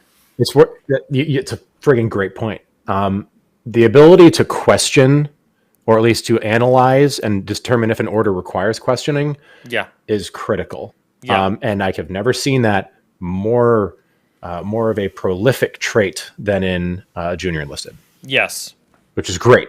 Yes. And it only evolves when they become senior enlisted, which is, again, great.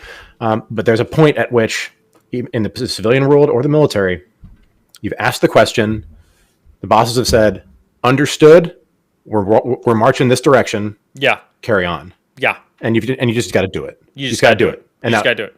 Yeah. In the civilian world, you have the option to vote with your feet, obviously. Yeah. But, at the same point, like, if you've built the trust with somebody where they're like, look, I told you what I think. I don't think this is a good idea, but you're telling me that we're going to do it anyways. I'm with you. Yeah. It works. Listen. None of us love to work in corporations where we don't buy into leadership strategies. I'm sure it has happened to every single person in this group who listens to the stream. Our bosses have told us something where we've looked at it and we've gone, that is the dumbest freaking decision I've ever heard in my entire life. But there is also to paint rocks, sir. But there is also a point in time where we go, you know what? I like my paycheck. I like my benefits. I got a family to feed. I got a roof to put over my head. I like my sports car in the garage. I'm going to go paint those rocks. Yep. Gonna get it done. And then you find the next opportunity to do something more useful. Absolutely. And by the way, so Jess, go ahead. Like, absolutely agree with you, Jess Bishop there. Diversity of thought and experience is the thing that there is no substitute for, but just want to call that out. Absolutely. We're gonna. I think Jack.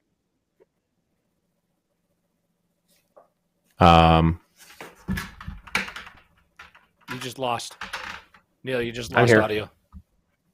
You there, Neil? Hey guys, let's talk a lot of smack about the Air Force. I think this is going to be a lot of fun. Wow, Neil is muted. This is outstanding. I have not had this opportunity in a long. This is so interesting. Time. Like, Jeff, is there anything you've wanted to say for like the last while? Oh, lots.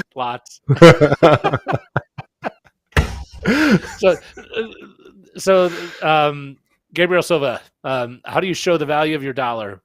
What metrics do you use? Qualitative or quantitative? Boards want to see numbers. Curious. I've got some thoughts on this, but I'm curious what your thoughts are. So I'll be brief because I want to hear what you have in this one. Actually, I think your perspective would be interesting. As a security person, the value of a dollar invested in you is the reduction in attack surface and threat. Now, I shouldn't say threat, I should say risk. Is the reduction in risk. Bosses, commanders, leaders, hey, can you hear me now? Make risk decisions. Hey-o.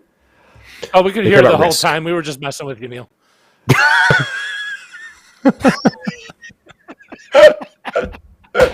Wouldn't that have been awesome?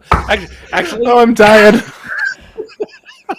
Apparently, there's a fucking button on the top of my mic. Oh, like a little like unseen, just like electric button. Yeah. Wow. Wait. So that thing that you were giving me grief about in the green room, you actually did on live. Oh, that's outstanding. You won't get any grief about that for the next 18 months. I so hope my wife is not watching this stream. Oh man, I'm so screwed. I'm so screwed. This is what the world needs right now. Oh my god. I have no idea what just happened there. It's all good. Nice mic though. Apparently, there's a button. Figure out the on-off. Everybody in stream who's wondering about the Wave 3 mic, apparently, right there on the front. Right there is the button to turn it off. Apparently, you can self-mute yourself, and I had no idea that even existed. Apparently, the on-off button works. Amazing. It does work the way it is advertised. So, well, it's not labeled, but man, getting back, I totally agree with you. It's interesting from the qualitative versus quantitative. I think it's got to be both, and I think it's the job of us to educate them on the feel side of this, or the impact side of it, the stuff that isn't just raw numbers, and. Like, don't get me wrong. I like numbers. I'm good at them. That's physics. I lived in numbers my entire career. But the reality is you can get lost in numbers. And is a billion big?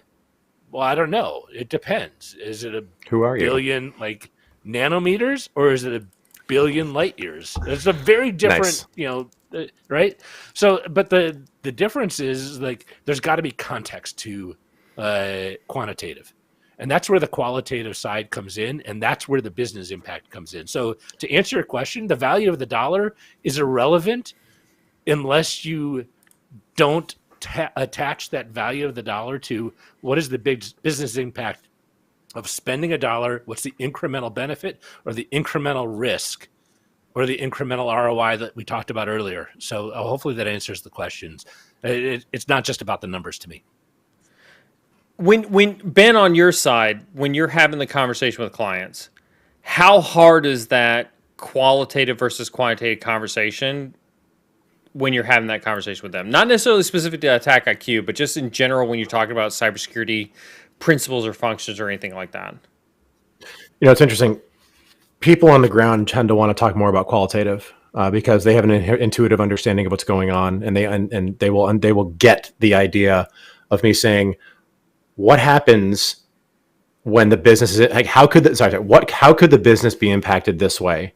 And they're like, well, it's like this probably because they have this whole, big thought cloud. Oops. Imagining empty beer. It's only two. All the ways it could happen. And they get it. They understand theoretically the impact of one little thing happening, and they want to be able to do something about that.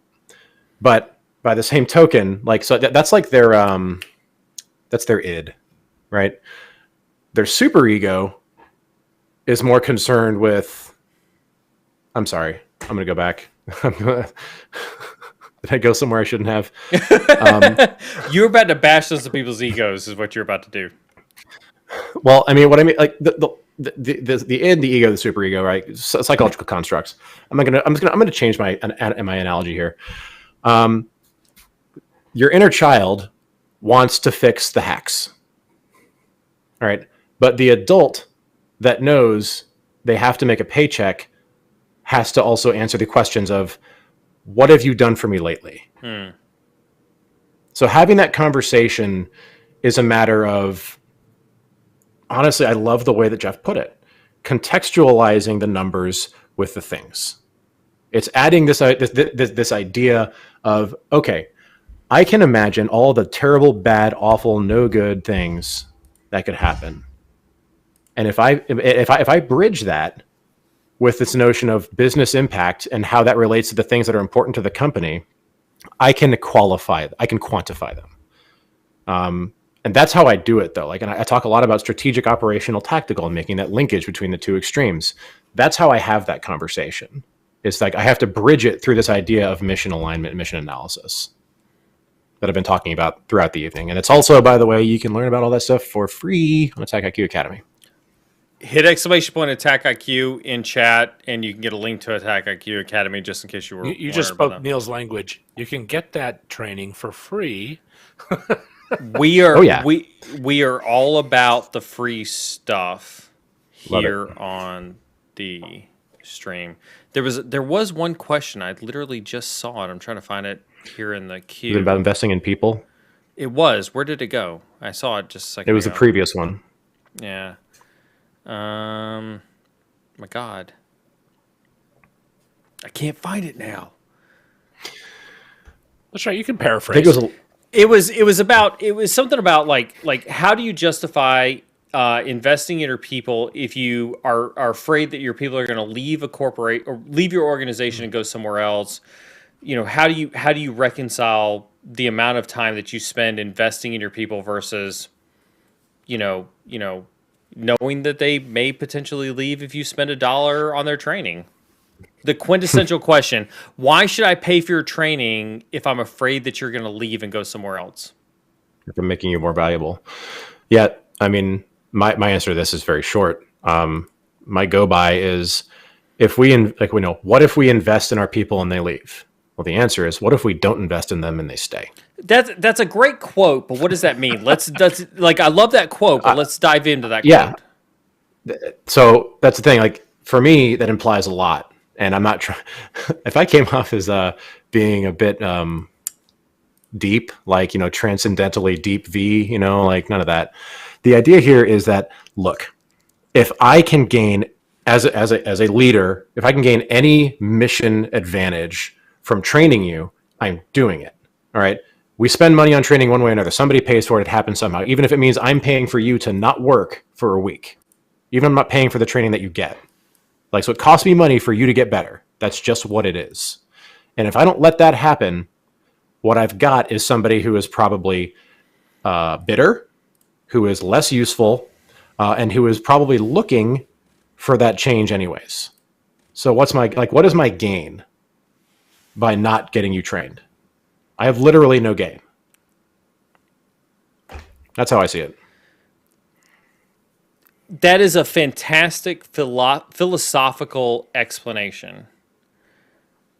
When your boss comes to you and says, we paid this person $5,000, $7,000 to go to a SANS training, and then they leave the next month, they put in their notice the next month, and then somebody comes the month after that and says, I want to spend $7,000 on this SANS training. What do you want me to do? What is your conversation with your leadership that says we should still do this even though we just lost somebody to this exact scenario? Point. I mean, the thing is, we are asking, when we ask for training or for funding or for anything like that, we're asking someone to make a risk decision, and we have to qualify, like, look, the chance exists that if we don't put some kind of qualifier on this training, this person's going to go. But based on my assessment, this person is, 60% invested. I don't mean invested, like personally invested in what we do here. They like the group. Their pay is very competitive, and I don't think that's going to be a problem. We have to be willing to make those assessments and put ourselves out there as leaders to say, like, look, this is what I think we should do, and this is why. And if I'm wrong, well, welcome to life, yo. Do you believe in requiring? We're gonna piggyback on this a little bit. I know we're over time. I appreciate you, Ben, for staying a little over time, and then I'll let you go here. Do you believe that we should hold employees to a longer stint of employment if we commit to training? So if you're in a situation where you can do that, if somebody's not wholly at will, or if they have some kind of vesting plan that you can work with to do that, great. Honestly, one of the things we did in the military is we had the same problem. We would train the ever living crap out of these young Marines, and they'd disappear and their bit was up. The first time their re-enlistment came up, they were out. Yeah. Making as much as a general. Yeah. Well, I was going to say, what's the multiplier on what their earnings potential was? Significant. It was like 5 or 6 times. Yeah. I was going to say. And I get it's it. hard to not say that's a no-brainer. Agreed. I mean, yes. And in the military, it's a different situation because pay is a fucking problem. That said, on the civilian side, I don't know how to enforce it, but the fact is, I think there should be. It's like, look, the company wants you to grow. We want you to be even more effective. So we're going to pay for this training. However, if you leave within this time frame, this is what happens. And if there's a way to do that, then great, because somebody who actually cares, almost like a depreciation and wants to get good. Yeah. I actually know what that means. I learned about it last week. Like that's if they care, they're going to be like, yeah, hell yeah, dude, I'm into it. And if they're the kind of person who wasn't going to leave anyways, they'll sign that. My opinion. I struggle with this conversation. How so? We should as companies always invest in our people, hands down, without a doubt. We cannot expect. This is going to be a triggering statement, and I say this knowing it's openly going to be triggering. We cannot expect people to invest in themselves. Right? Neil's rule is good, better, best. The good people will never invest in themselves. If we can all agree to that, a person who comes, works their 9 to 5, will never invest in themselves. That doesn't make them bad employees at all. Sure. So as a company, we have to decide, do we invest in good people knowing that they will take our gratitude to go and progress their careers instead of progressing our company initiatives? And so it becomes more philanthropic than it does driving the bottom line.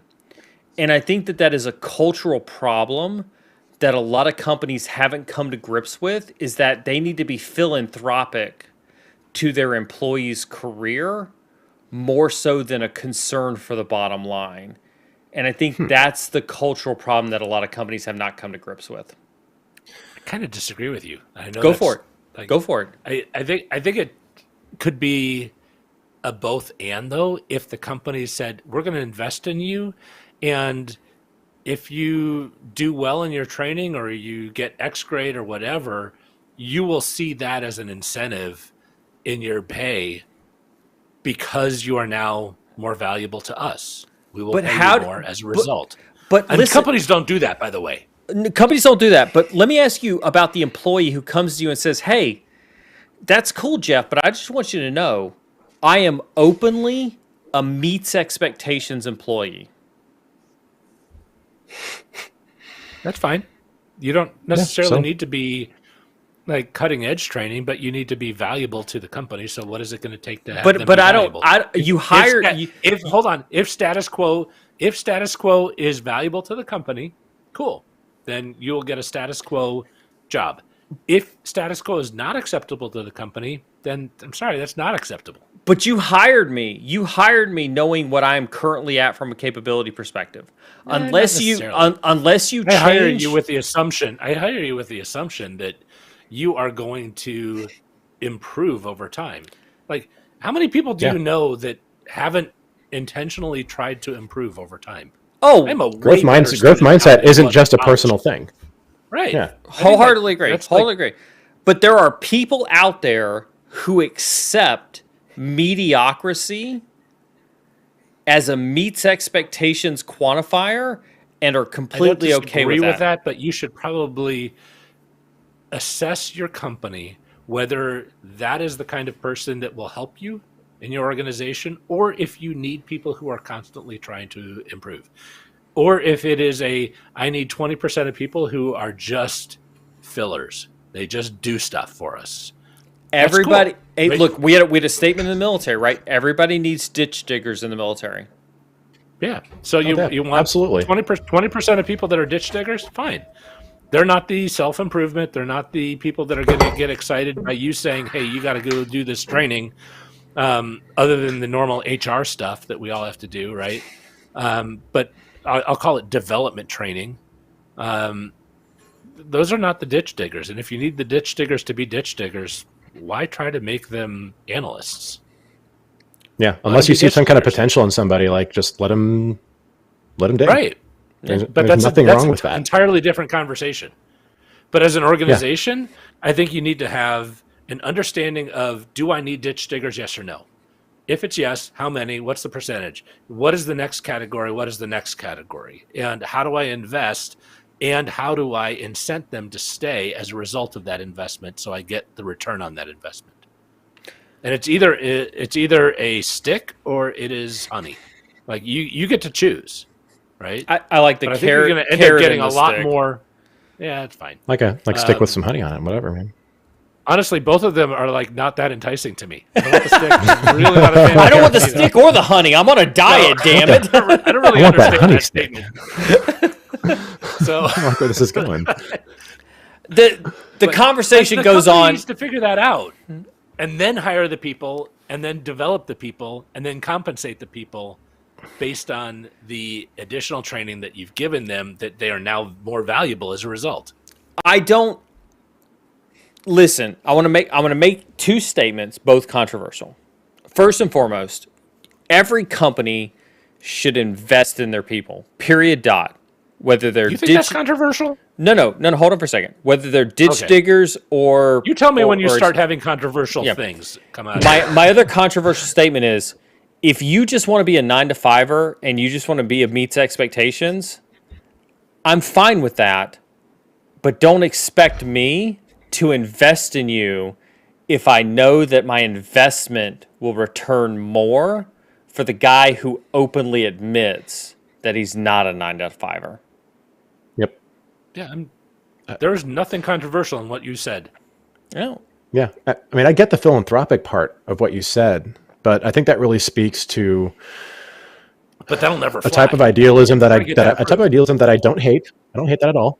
But the idea is that what we are trying to create is an expectation between all organizations. They're going to invest effectively and indirectly in each other. Yes.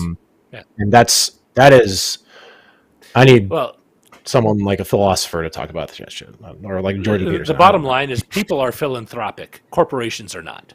Yes. Yeah. Exactly. Yes. So That's what I mean. I think you can have corporate policy that helps people be philanthropic, but I don't think corporations can be, and they will never pay for it. Yeah. Yeah. By their nature, they're not. I mean, you're not a 501(c)(3). Absolutely. Exactly. So I don't think it's realistic to say, hey, company's going to invest in employees because it raises the bar across the world. That's never going to happen. I'd love for it to be the case, but it will never happen. Honestly, I think that's what the military does. I think the military actually does that. Yeah. Yeah. We have a mandate to make everybody right all that they can be. If that was only a slogan or something like similar to that.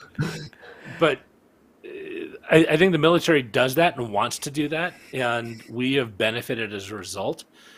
I don't think civilian corporations will ever follow that suit. No. Yeah, I mean, military doesn't get paid more money if they do well. They just, in the worst of cases, don't die. But that's a rare circumstance. Let's be honest. I don't want to be overly dramatic here. Like it's entirely uncommon. Yeah. So yeah, 100%. Otherwise, we just burn money. Anyways, so we are ridiculously over time, and I try to be very, very cognizant.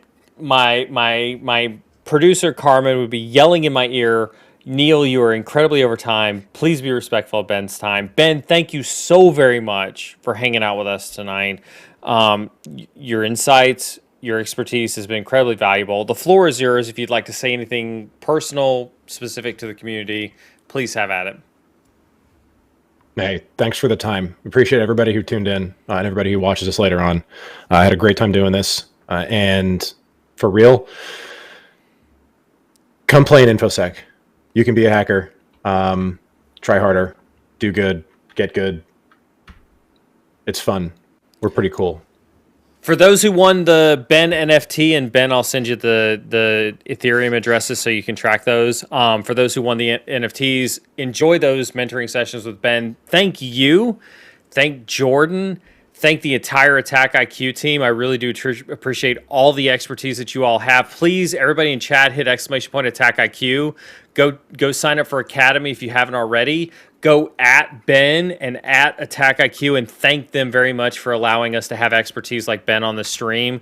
Ben, I'm going to send you off to the green room. You can go off. You and I will chat later, and I'm going to chat with my co-host, Jeff, here in a little bit.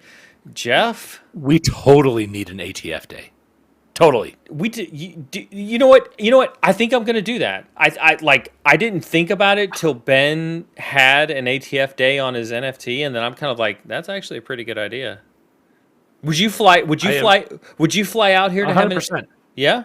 Absolutely. Okay. Neil, I have shot a 22 long rifle in my life. That is That is all I have ever shot. Hold on, we're going to do this. Hold on, we're going to do a poll real quick. Everybody hang out just a little bit. Don't go anywhere.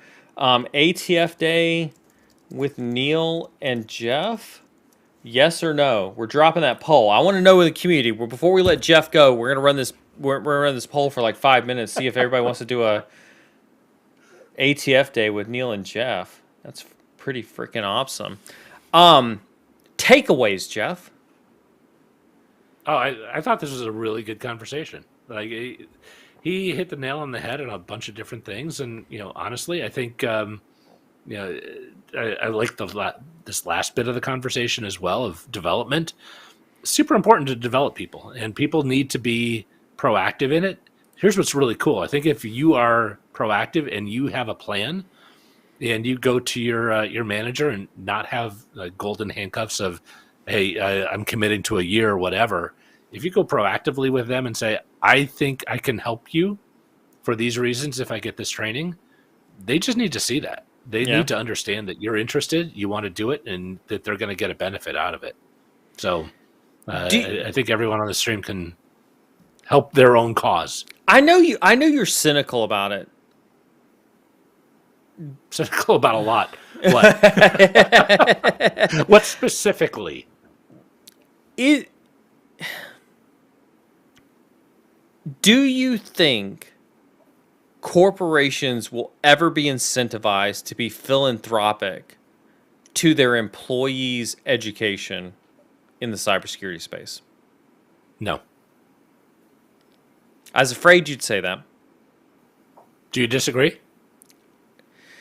Regrettably, no. Regrettably, no. I want to be optimistic. I wish I was wrong. I wish I was wrong, 100%. Here's the deal. I will actually make a distinction and disagree with my own comment. Private companies, I think there can be. Wall Street-led companies, never. Yeah, 100%. There is But a private company better have that be part of their mantra. There is legitimately no incentive for employers to look out for There's a de-incentive. Yeah, 100%. It's horrible. That's one of, like, if I wanted my legacy to be anything, it would be to convince companies to invest more in their employees. I have no idea how to do it, but that would be my legacy. I hope that by this stream, I honestly hope that by us training and talking to folks who are younger in this industry, coming up in this space, they will hear this conversation and they will be better leaders than what you and I had to put up with coming up in this space. Yeah. Yeah. I mean, I think you and I have done a pretty decent job of finding our own training. Yeah. And I think there's something to be said about people going out and just flat out learning. There's so many free resources now. Like, you don't have the money excuse. Yeah. But I think it still takes a little bit of gumption to actually go do it, and finding the time to do it, reducing the sleep, reducing the binging of television shows, whatever your vice is. But if you find the time, it'll absolutely be valuable for you. But corporate led, yeah, I just don't see that happening anytime soon. 100%. 100%. Looks like 97% of our audience would love to see a Neil and Jeff ATF day. So let's you and I collaborate on that. Let's figure out how we make that happen. Yeah. There needs to be a second survey question. Is that because they want to shoot me, or is that because they just want to shoot guns? You know what? I tell you what, we'll leave that one for next week. Okay, how about that one? Good. Anything else you want to cover down on before I send you off to the green room? No. Certainly appreciate this. There's some interesting opportunities that I might want to bring up, and then some upcoming streams. Some super cool things in cyber that I see, and some needs that companies have in cyber. So I'd maybe carve out some time in the next stream or next couple of ones that we talk about. Where I see opportunities in cyber, not just in sales, but in technical roles too. I think that's fantastic. Everybody, make sure if you're not already connected to Jeff, make sure you hit ! Old guy, get connected to Jeff. Make sure you tune in. Sounds like there's some opportunities for you to get involved in some of the awesome stuff that Jeff's got going on. Jeff, always a pleasure, sir. See you next week, sir. All right, see ya. Everybody, thank you so very much for tuning in on this Old Guy Wednesday. I truly appreciate it. I know our numbers drift off a little bit here at the end as we get towards the end of the antics. We'll take a few minutes and chat with you all who have chosen to stick around a little bit longer. Make sure you tune into the channel. There are some changes that are coming. I'll probably reiterate this in a post on Discord. I may do a separate video on this or not. You've seen that we've added quite a few streamers, right? Obviously, we got Brent on Tuesdays doing the Python study group. Brandon is obviously back doing his daily cyber on Wednesdays. You see that we've added Josh Mason on Thursdays for his Java with Josh. He alluded to something in his post today that talked about a potential change to Tea with a Hacker. I don't know that I'm particularly ready to discuss all the changes here live on stream right now. But there are a lot of moving parts that are happening with the community. I want everybody to understand a few infallible truths when it comes to this community. First and foremost, you all are incredibly important to me. I have an incredible connection to everybody in this community. I love you all immensely.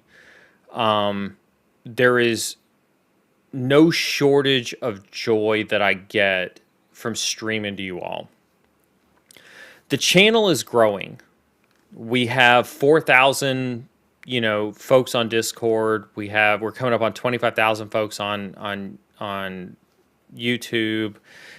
Believe it or not, our subscription base continues to grow on Twitch, even though we haven't streamed on Twitch in months. I continue to get asked tomorrow I'm going to be on Gerald's Thursday stream, and on Friday I'm going to be on Gerald's Friday morning stream. I continue to be on David's stream, as well. Network Chuck and I you've seen the text or the Twitter messages between Network Chuck and I, right? And so I think that there's tons of things that are happening on this community.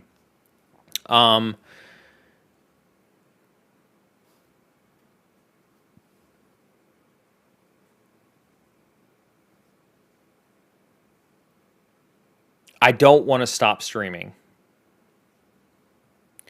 but I'm torn between the things that I need to do to grow this community and bring more people into the successes that you all have had in getting your jobs, finding your successes, growing in your careers. And I can't do it all by myself. And I've tried for the last 18 months to do it all by myself. The mods have been an amazing help. Like I can't even begin to thank Jack and Brian and Ben and Chaos Monkey and Chris and Brandon and everybody who has been amazing at helping me and all of you run this community. God,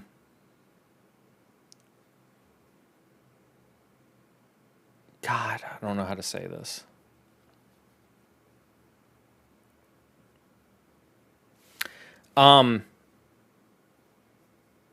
You know what? We'll save it for another time. Catch me in sub chat. There are some changes that are going to happen. Not for the worse. They're definitely for the better. But we have to mature as a stream. We have to mature as a community. Yeah.